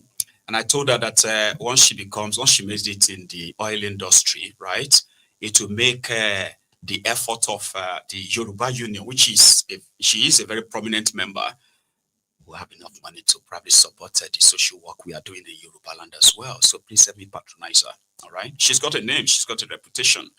Something there bigger than what money. Go on. Now, Kuka also attended the swearing in of Musa. Something a lot of people are questioning, that what was his role there and all that. Again, like I said, Musa is being packaged as a face of fighting the terrorism. It's more or less like trying to have somebody that you're going to eventually use as a sacrificial lamb. A lot of you will no longer be calling Tifnumbu soon. You'll be calling Musa. Here you get. Those of you who are like, yes, we believe that now it should be different, right? A lot of you may likely be disappointed. Not because General Musa probably doesn't wish to do the right thing. But the right thing being done the wrong way, we stand up as like doing the wrong thing, in my own opinion. But yeah, Kuka was present to push that, you know what, the Christians are okay. In fact, look at this new appointment. Look at the enthusiasm of the people. People loved him. You know what I mean? We should have a peace, you know, the Christians feel calm. Help is on the way. All these things will be history soon, making Musa the one responsible for protecting all of us, not Ifnumbu. You get that now? Watch this. First of all, I'm wearing two caps.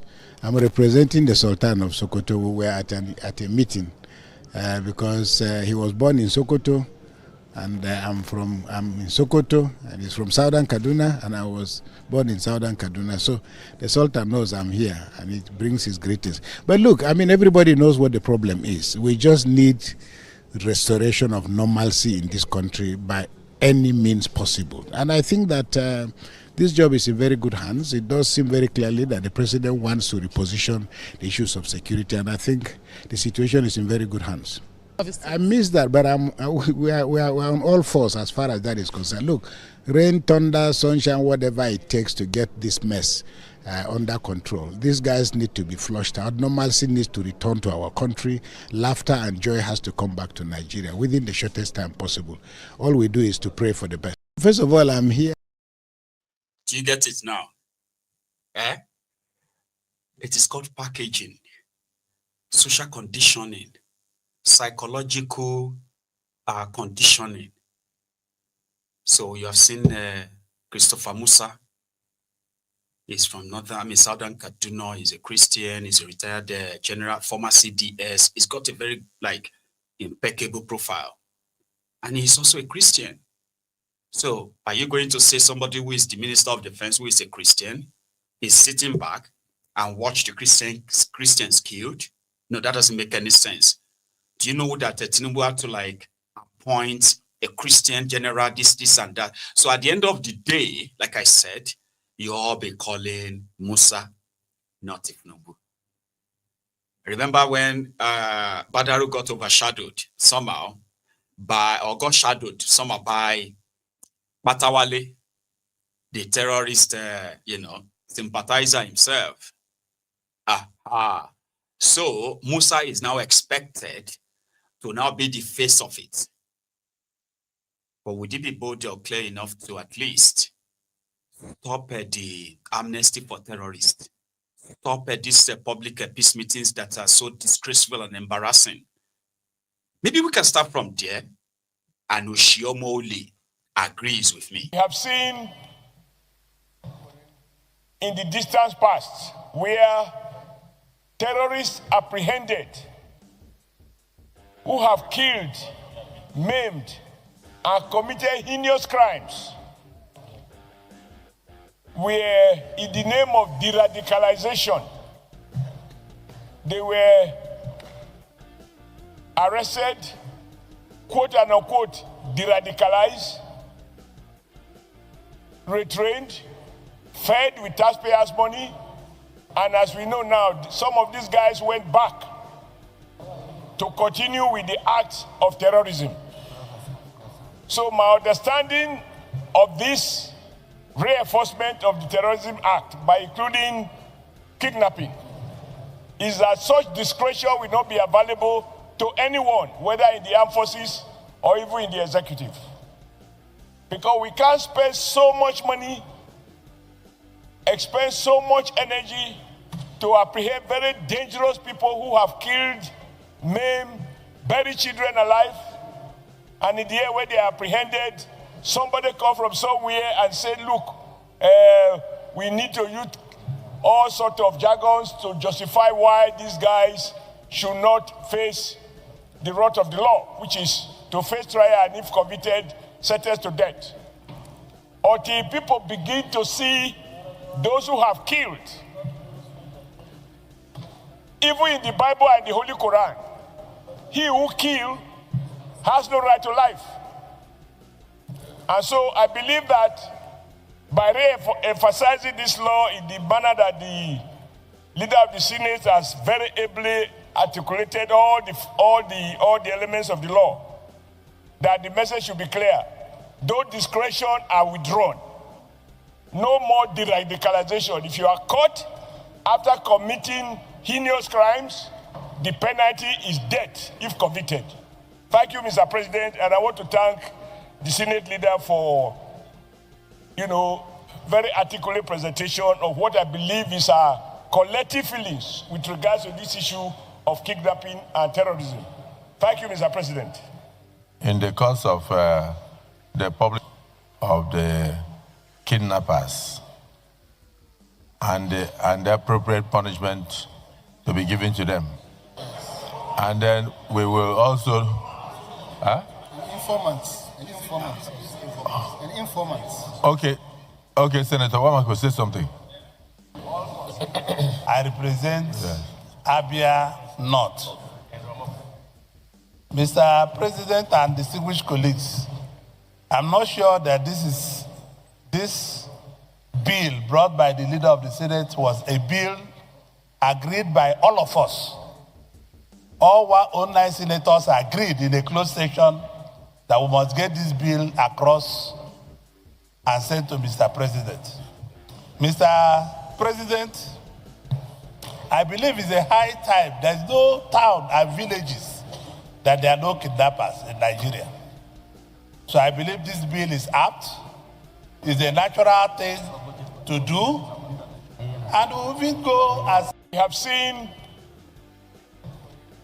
in the...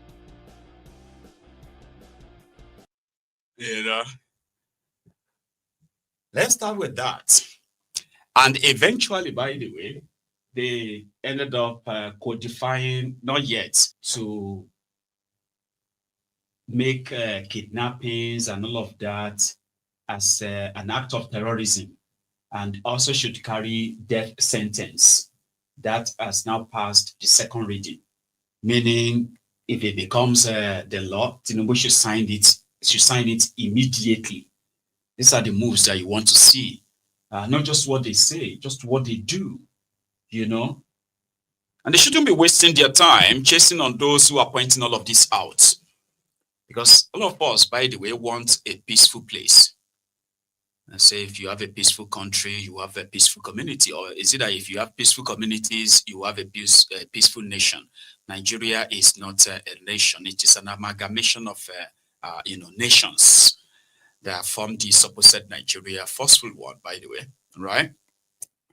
So, Omoyele Sowore, right, attended the program where the Sultan of Sokoto was also in attendance. And in his own speech, more or less like an advice, with the situation going on in the country, people have every right to be agitated. People have every right to express their own displeasures and all that. And the government also should be tolerant enough to listen to them. Like, that shouldn't be a biggie. Addressing citizens because they are expressing themselves will eventually radicalize them and turn them to dissent. And dissent are those who they call the rebels. Rebel, rebels, rebellious, revolution. So Omoyele Sowore, who was in attendance, was like a point study where the Sultan of Sokoto called him Mr. President with a small letter P. And that Tinubu is the one with the capital letter P as your president. However, they should tolerate, people speaking their mind. Instead of hunting them down every now and then, like they have been doing to Omoyele Sowore. It was kind of like a blob, right? But listen. So I want to thank the ADC, and I urge you, don't look back. You have criticisms, you have critics, let them talk. But listen, those you bring close to you, like President Sowore, bring him close. When I say president, president with small p, not capital P. It's only President Tinubu has capital P. So President Sowore, come close, say your own mind. There's nothing wrong in you saying your mind. Because the more you allow somebody to bring out what is in chest, the better for you and him. The moment you turn down somebody and try him, and then you allow him to go haywire. I think it's very important. So when I was coming in, I met President Sowore there. I was very surprised to see him. But I'm also very happy to see him because we'll hear from him what are the issues that he thinks the government should do or must do for him to be a happier person. Because when he's happy, the people that follow him, that respect him, that believe in him, will also be happy. And that's life. But the more you tie somebody down, tie his neck, twist him, and he can't talk, you'll be saying, you don't know what he wants to say.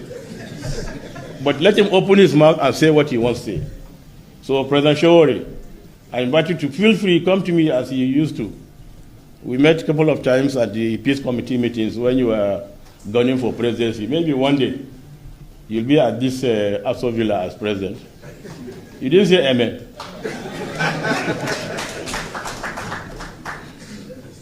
So want to, it's a crazy thing.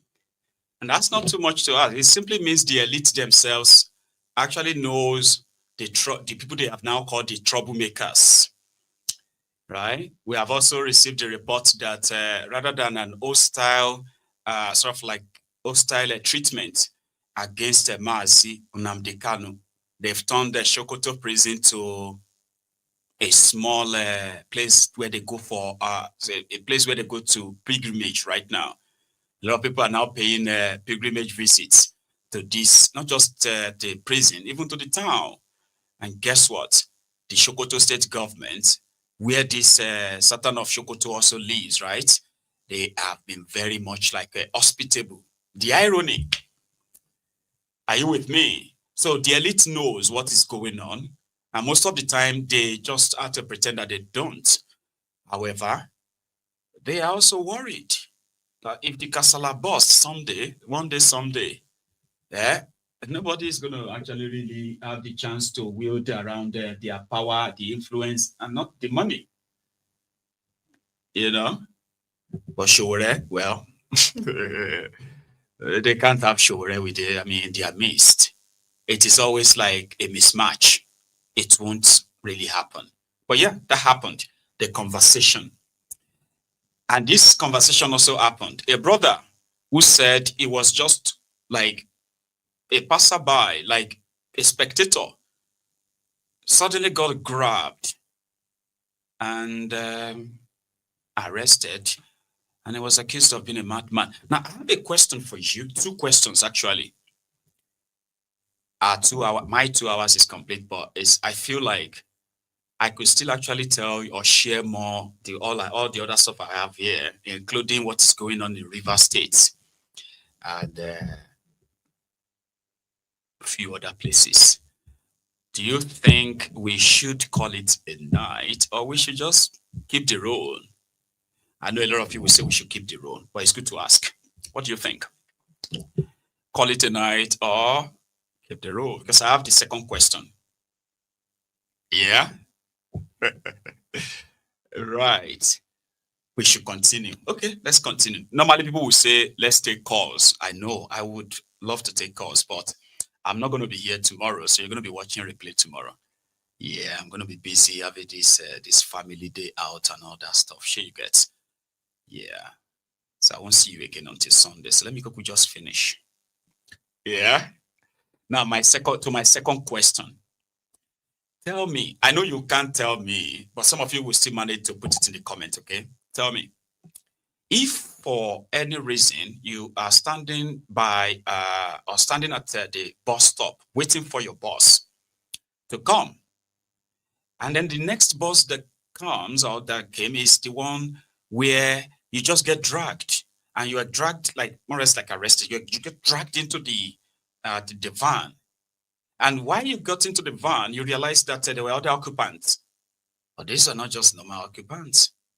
What's going on here? Then you figure out that they're actually mad people.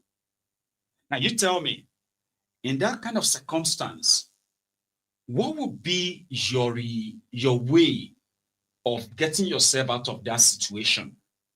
Because Nigeria has a problem, Gombo. You know something? I have tried to devise few means. I realized that I was doing so simply because of where I live.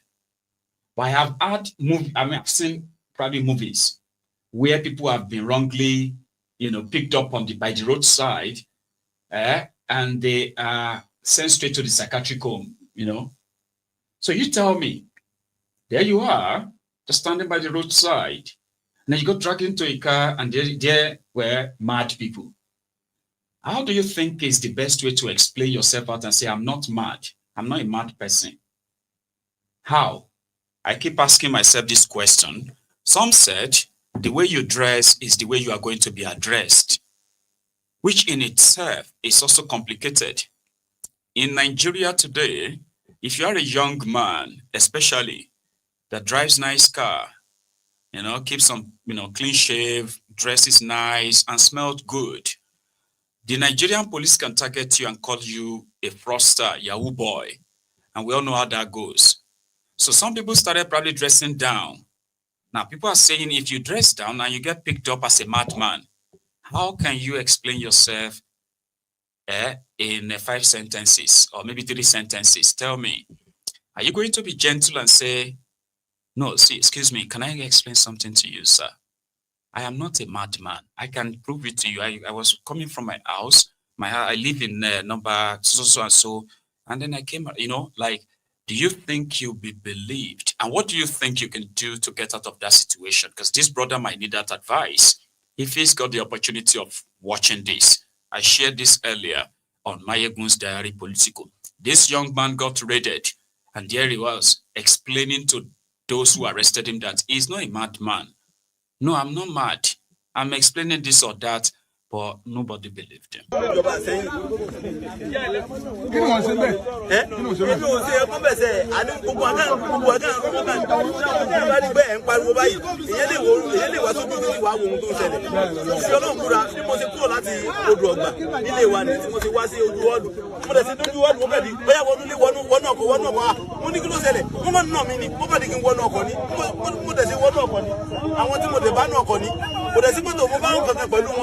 wọ́n sì gbé wa láti ojú ọ̀dùn yẹn wọ́n gbé wa lọ sí iwájú ilé ìjọba báyìí wọ́n dúró sínú. bàbá náà tó sọ̀rọ̀ ó láwọn wò ní sẹ́ẹ̀lì oníṣẹ́ wọn ti kó wa jáde.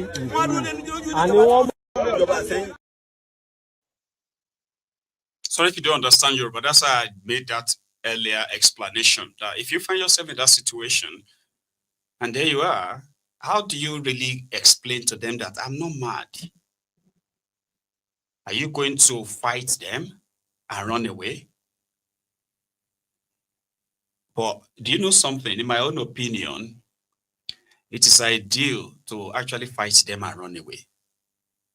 Because there is no way you can really, if you fight them, if you argue with them, right, they will say you have an aggressive madness. If you are gentle, explain to them and all of that, even if you have to speak in English as well, they'll say, now book, make this one mad. He's a very gentle person. If not because of his madness, it's probably like, he would have been a professor, he would have been a lecturer, he probably would have been a pilot. They changed his test. In Nigeria, where superstition pretty much covers most people who are even like professionals. Professionals will be telling you and say, I saw one lady, she's so pretty. She's so beautiful. But they don't run her mad, she don't mad. That's somebody who is probably a doctor. Maybe a psychiatric won't say that, I'm just saying. So how do you explain it? Like me now, they can't arrest me. Maybe around the time we say, I never barb, I never shave. And I'm like, listen, I live in Scotland. I can show you if you allow me. I was just waiting for my driver to come and pick me because my car had problem. So that's why I was waiting. And these guys just grabbed me. Say, where are your shoes? So it was when they are dragging me now. That's when, my shoes, all of them fell off and all of that. They say, is that also why you have this torn trouser? I say, yes. When they are dragging me, they say, okay, where are you from? For somebody like me. And I'm like, me. People know me as Mayegun General, but my name is this and that. I live in Glasgow. I live in Glasgow, Scotland. Say, what deport especially if these guys who catches me are Yorubas. they will just look at themselves, yeah, not deport boy. The moment they deported him, like he just ran mad. Like, I know their type. He believes that he's still in Scotland, but he didn't know that he's already Shoko. He's not living in Scotland again. He said, if it be like the batch, we then decamp to Ghana. You know those ones we then decamp, we Donald Trump decamp to Ghana. Huh? God damn it. So you have only aspirin Justine. That one go just knock you out. By the time you think about my VG or thing wrong, like you don't need to hallucinate. They say, no, bro, this is Oshodi. This is not Scotland, okay? Scotland is in England. I say, yes, that's what I'm saying. I was working for, God damn it. Very young man. They just destroy his life. It's a very strong madman. Like they say, this one has strong, F1 1,500 mg milligram. His zone is above this one. Those ones with then deport, where they can run mad. It is difficult. We have to cancel that Scotland from his head. He needs to stop thinking about any Scotland or any England or anything. So he will become somebody he will know that he's in Nigeria. It's crazy.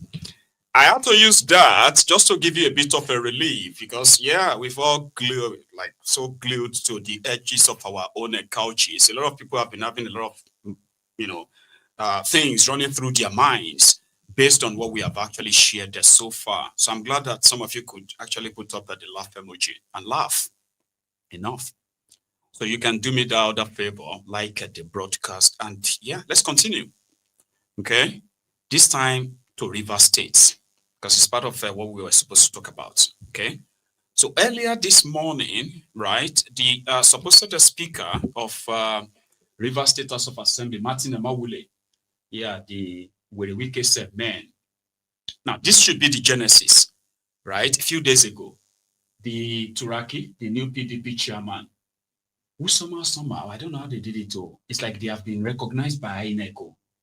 And right now, all the actions of expelling Wike and all of that are seen to probably could be the Achilles heel that we eventually see the doom of Wike, where some people are beginning to speculate that the move that happened in Rivers State today, Rivers State House of Assembly today, was like an impromptu move to see if they can do a checker, like, a checkmate somehow, like, let's just go to APC and declare it that way before Fubara will kind of take the shine off it. And it will be more or less like, okay, yeah, with the weakest men are already on ground for his own official probably joining there, or better still, to continue to fight PDP in court.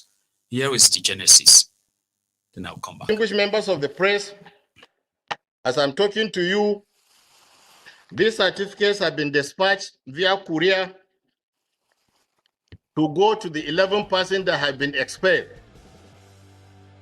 This is a certificate of expulsion of His Excellency Nyesom Wike. A copy, original copy, via courier. This is the certificate of Ayodele Fayoshe, His Excellency. It has been sent to him also through courier. This is a proof that he has been expelled from PDP. Certificate of Distinguished Senator Sowore Anyang. It has been sent to him via courier. Next is the certificate of expulsion of Umaru Bature, Honorable Umaru Bature. It has also been sent to him via courier. Next is the certificate of Kamaluddin Adeyemi Ajibade, Senior Advocate of Nigeria. It has also been sent to him through courier. Next is that of Abdurrahman Mohammed. It has also been sent to him via courier. It's for Senator Mao Ohabonwa. It has also been sent to him via courier services. The next one is for Mr. Austin Nwachukwu. Certificate of expulsion has also been sent to him via courier. The next one is that of Abraham. It has been sent to him via courier. George Toner. This certificate, as I'm talking to you, has been sent to him also via courier services. I'm sure some of them have already received it. Last but not the least is that of Chief Dan Obi. It has been sent to him through courier.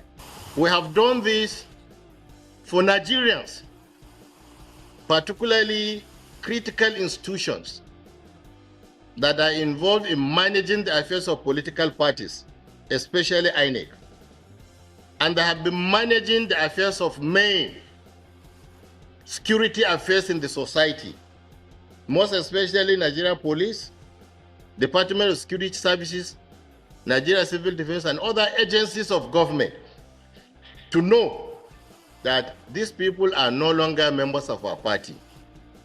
They have been expelled. They remain expelled. We have now certified their expulsion, and this certificate had been sent to them.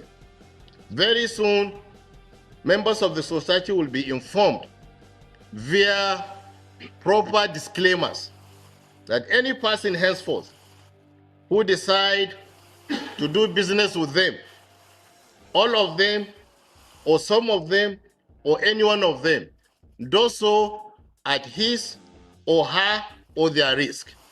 They are no longer members of the People's Democratic Party. They have been expelled. You today are living witnesses of their certificate of expulsion. So we hope that members of PDP in Nigeria and diaspora will know that PDP has once again gotten rid that have been afflicting and creating problems for us in our activities. We are now prepared to be saddled with the responsibility of performing our functions as the leading opposition party in Nigeria. We are going to provide. The more you look, the less you see. The more you look, the less you see. The more you look, the less you see. The more you look, the less you see. Where Wike responded and said, no, he's joking. I am still a member of PDP. He's not going anywhere. Meanwhile, his own political base is divided now, or maybe that is also a plan. The Speaker of the State House of Assembly, Martin Amewule, announced to the members of, or to the public today, that henceforth or from now on, it will be identifying as a member of APC. And there are 16 of them. So what happened to the rest? Well, they currently said that about 10 or 11 PDP members who are still members of the House have now nominated somebody as their own minority leader by becoming the opposition. So Amawule this morning, and this clip, by the way, let's start with this. By way of announcement, I'd like to inform the House that I have been informed by 16 members of the Rivers State House of Assembly of their decision to leave the People's Democratic Party and move to the All Progressive Congress. All 16 members, including the Speaker, have so decided to leave the People's Democratic Party for the All Progressive Congress. Distinguished colleagues, it's important I also allow all the members who have so communicated to me to also reaffirm by addressing the House on this particular item.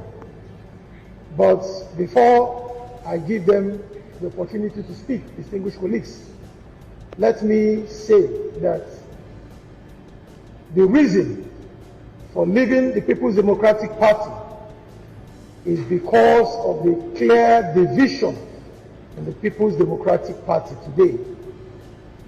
The whole world is aware that as of today, even the national headquarters of the PDP is not functioning as a visit the various constituencies in Rivers State.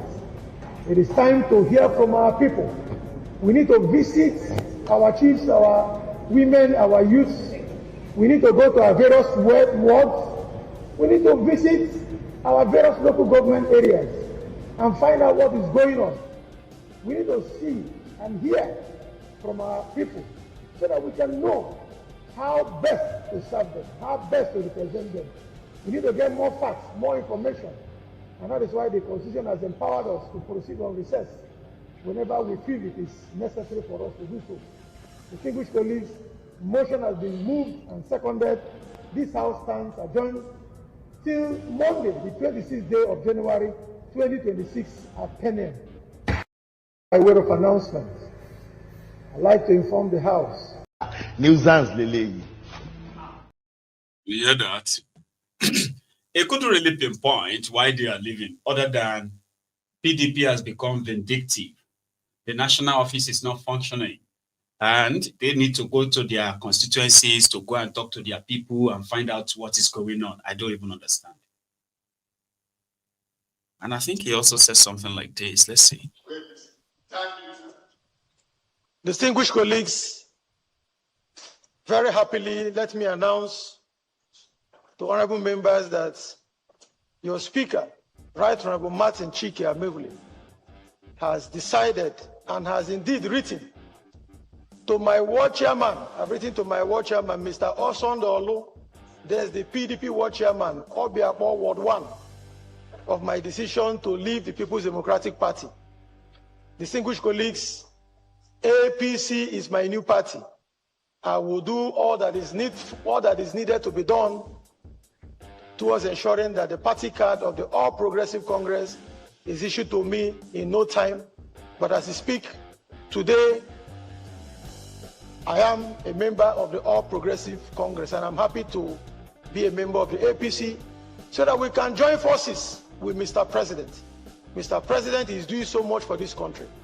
President Bola Ahmed Tinubu means well for Nigeria. He's tackling issues of security headlong.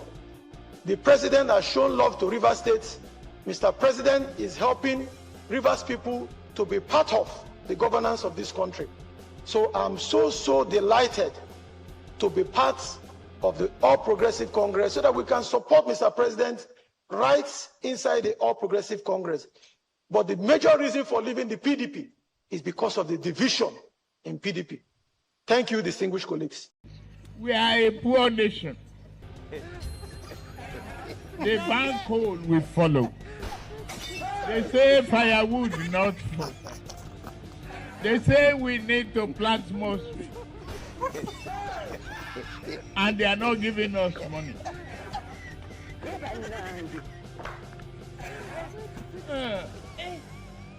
We need to open our eyes, shine it, and tell the West. If you don't guarantee our finances and work with us to stop this, we are not going to comply with your climate change. They're doing. Things are getting better for Nigeria. Things are getting better. For Asiwaju is on the throne. Things are getting better. Things are getting better. Things are getting better. Mr. President, things are getting better.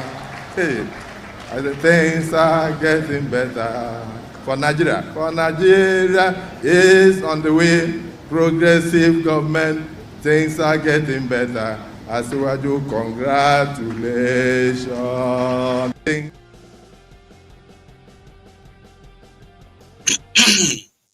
Asiwaju, congratulations. Because that's what everybody's saying. Tinubu is doing so well. He's tackling the security. The economy is fine. The interest rates is fine. The inflation is coming down. The price of food is coming down, and all of that stuff. People call them the professional sycophants, right? You won't be wrong. However, here is with the weakest response. I didn't push them. They did that on their own. Me, I have not left a PDP. I didn't even know that there was a rumor that Wike has been arrested in France. You remember he's been arrested in France. Now he's debunked that in Abuja today, and then went on to speak on what's going on in Rivers. What's going to happen to Fubara now, by the way? Any idea? Wike. Particularly from your critics. Just a few days ago, I mean, there was a lot of clips circulating that you've been arrested in France. You know, people, taking all kinds of rumors around. Whereas on that same day, we're somewhere around Buhari inspecting projects. So could you talk us through how you manage to, isolate yourself from distractions from critics and keep doing your job? Well, what's important that you remain focused. Like you said, they were the ones that were arrested. Like you said on Saturday, we're inspecting Kubwa Road. You see, people would like to distract you. But the moment you are focused, you know what you are doing. You will not be perturbed by whatever they would say. Remember last time they said they were sick and they were flown overseas. This time around, they said they have been arrested in France. I'm doing my job. So it's for you to remain focused. In fact, their boss, who is the president, is happy what you're doing. And then you too, you are focused to deliver on the mandate that will be given to you. People will say all kinds of things, But in them, they're happy that we're doing a good job. But because they want to distract you, they want to carry all kinds of propaganda. Since you know what you're doing, the only thing is remain focused and deliver on the mandate given to you by Mr. President. So, no Sultan, I know that what's important is that you are doing your job. So, when they carry out this kind of lies, at the point, people will no longer even read the jokes they try to, tell. So, for me, focus is the major thing. Are you focused? Are you trying to, don't try to be distracted. Critics will always, that's what you should do in politics. Critics will always not be happy that you are doing well. So, we are focused and we will not be distracted at all. Final question, sir. Away from the project exposure, sir, would you want to comment on the level 16 of the lawmakers after elected to APC? Well, it's unfortunate. I have always said that when everybody has the right to make a choice, the party is fully factionalized. And the requirement of the Constitution said that when a faction is factionalized, they are bound to leave the party. I'm still in PDP. You see that not everybody that have left. I believe 16 or 17 of them have left after 27. We still have a quite good number, about 10. And we continue to work together. They never told me, but they have a right. So those who remain will continue to work together. And that's what I've said to the party. Put your house in order. Because at the end of the day, if you don't put your house in order, you're gone. It's the party that loses. And this is the party to work together to see how they remain in relevant position. The thoughts they choose. I know. Anyway, that was a very wicked for his boys. They are happy, at least. We shall stand. On your mandate, on your mandate, we shall stand. APC, will you go?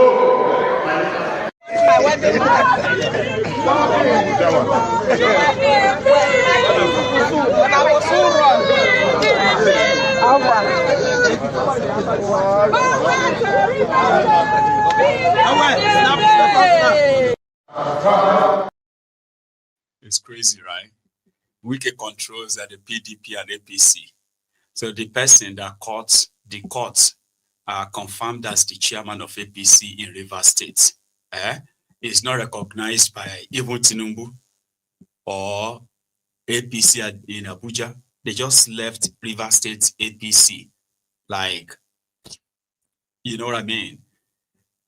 Okocha, Tony Okocha, that guy you saw with Tinubu's cap in the last part of the video, is no longer the chairman of APC, but he's being funded by Wike, okay, to make him look legit in that sense, right?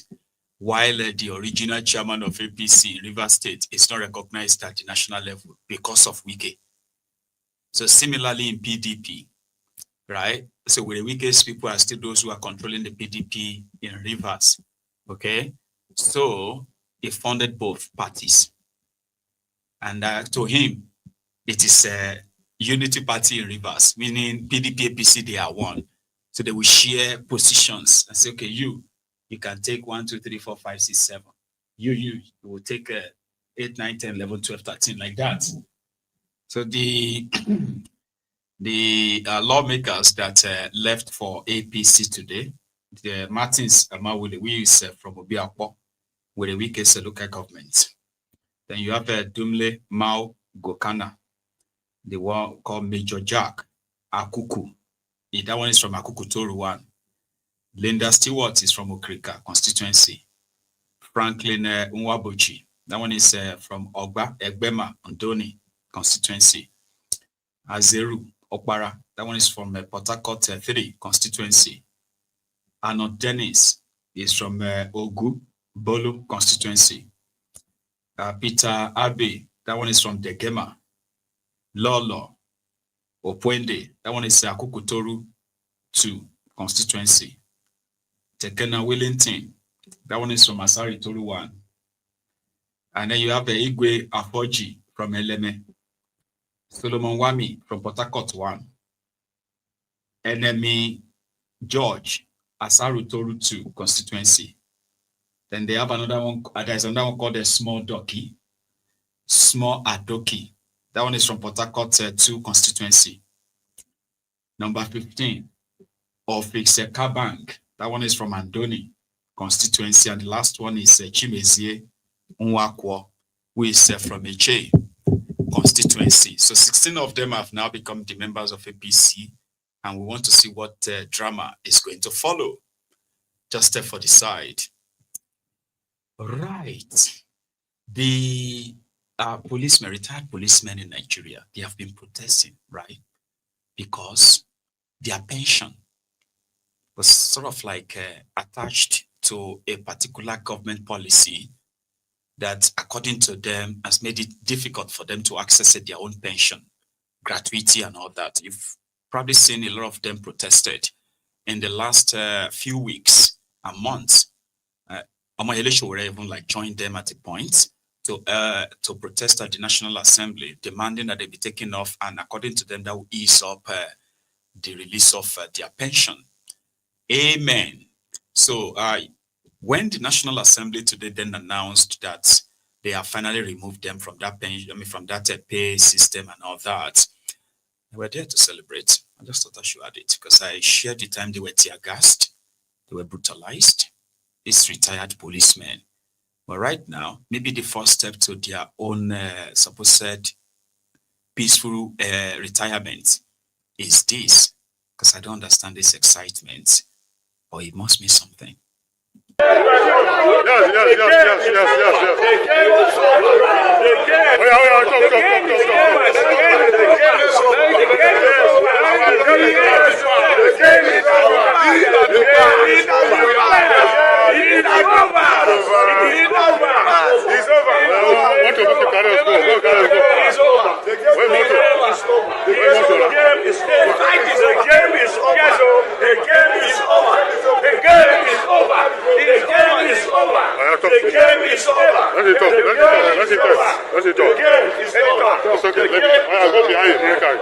Yes. Go behind you now. No, come this side. To the glory of Almighty God, we want to praise Him first and foremost for this historical feat that was made today by the Senate of the Federal Republic of Nigeria. The contracted police exit bill that has been lingering since night assembly has been finally passed today. I want to thank His Excellency, distinguished Senator Godwin Emefiele, and his deputy, and the whole member of the Senate, the Right Honorable Speaker, Tajuddin Abbas, Honorable Muhammad Jallo, the House Committee on Police Affairs,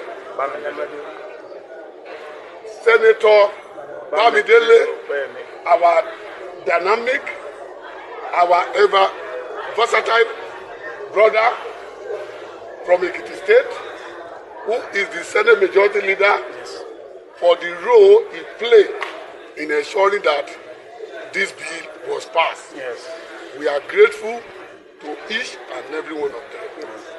We want to thank the entire retirees for their resilience, for their support, and for their patience till this history was made achieved.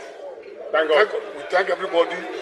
We shall celebrate when our indefatigable president, His Excellency President Ahmed Bola Tinubu, GCFR, will eventually give assent to the bill.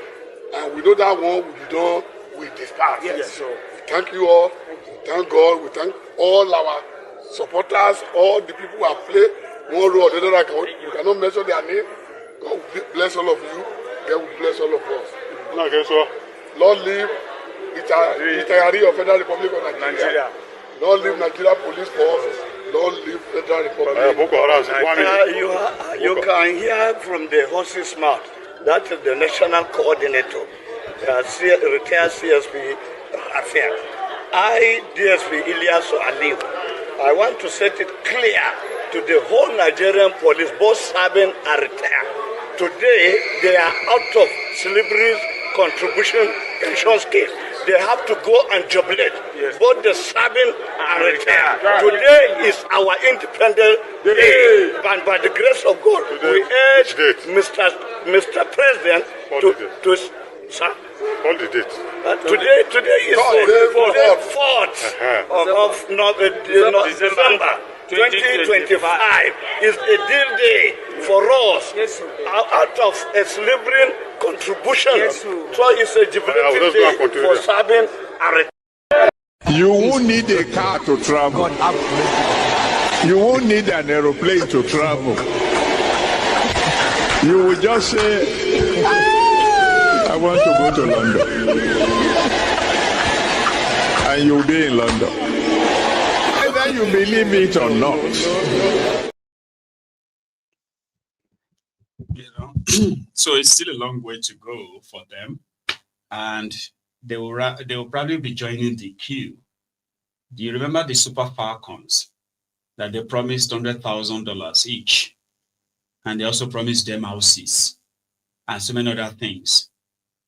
Well, I am not happy to tell you that none of them has been redeemed by Tifnumbu regime.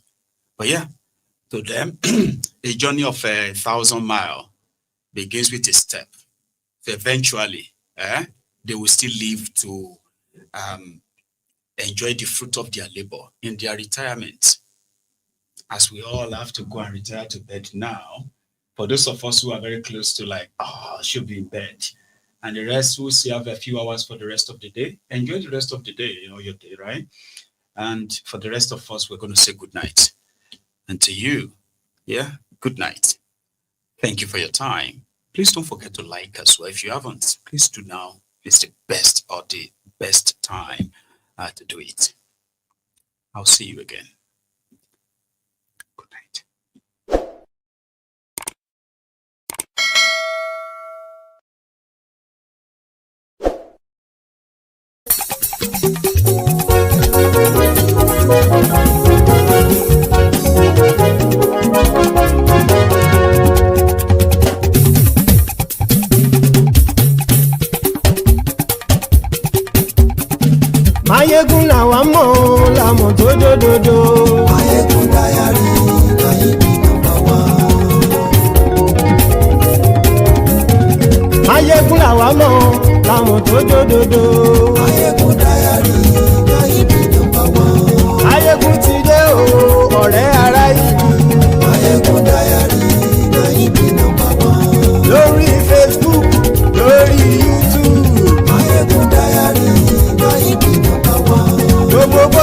lọ ni Máyégún já wa sí.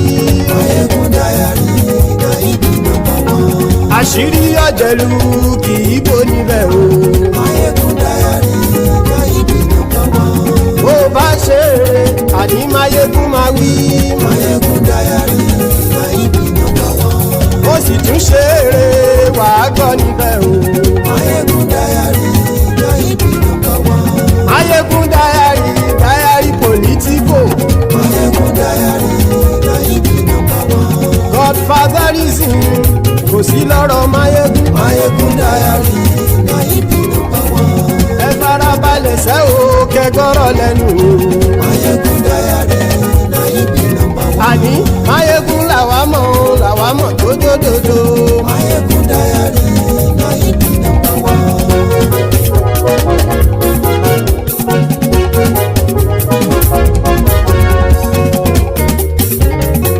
Àní ẹ̀sùn ràkì. Máyégún ti dé.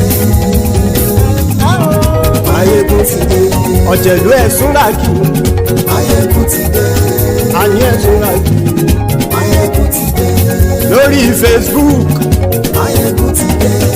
Àní ẹ̀sùn ràkì. Máyégún ti dé. Lórí YouTube. Máyégún ti dé. Àní ẹ̀sùn ràkì. Máyégún ti dé. Bọ́ bàbá gbé wúrẹ́. Máyégún máa wí. Àní ẹ̀sùn ràkì. Máyégún ti dé. Ijó ìgbádìyẹ. Máyégún máa wí. Àní ẹ̀sùn ràkì. Máyégún ti dé. Bí pẹ̀sìdó bá rúfin o. Máyégún máa wí. Àní ẹ̀sùn ràkì. Máyégún ti dé. Bí gómìnà gbówó jẹ. Máyégún máa wí. Àní ẹ̀sùn ràkì. Máyégún ti dé. Ọlọ́pàá tí ń gba rìbá. Máyégún máa wí. Àní ẹ̀sùn ràkì. Máyégún ti dé. Aṣòfin tí ń rúfin o. Máyégún máa wí. Àní ẹ̀sùn ràkì. Máyégún ti dé. Òpùrọ́ olóṣèlú. Máyégún máa wí. Àní ẹ̀sùn ràkì. Máyégún ti dé. Ọ̀jẹ̀lú ẹ̀sùn ràkì. Máyégún ti dé. Àní ẹ̀sùn ràkì. Máyégún ti dé.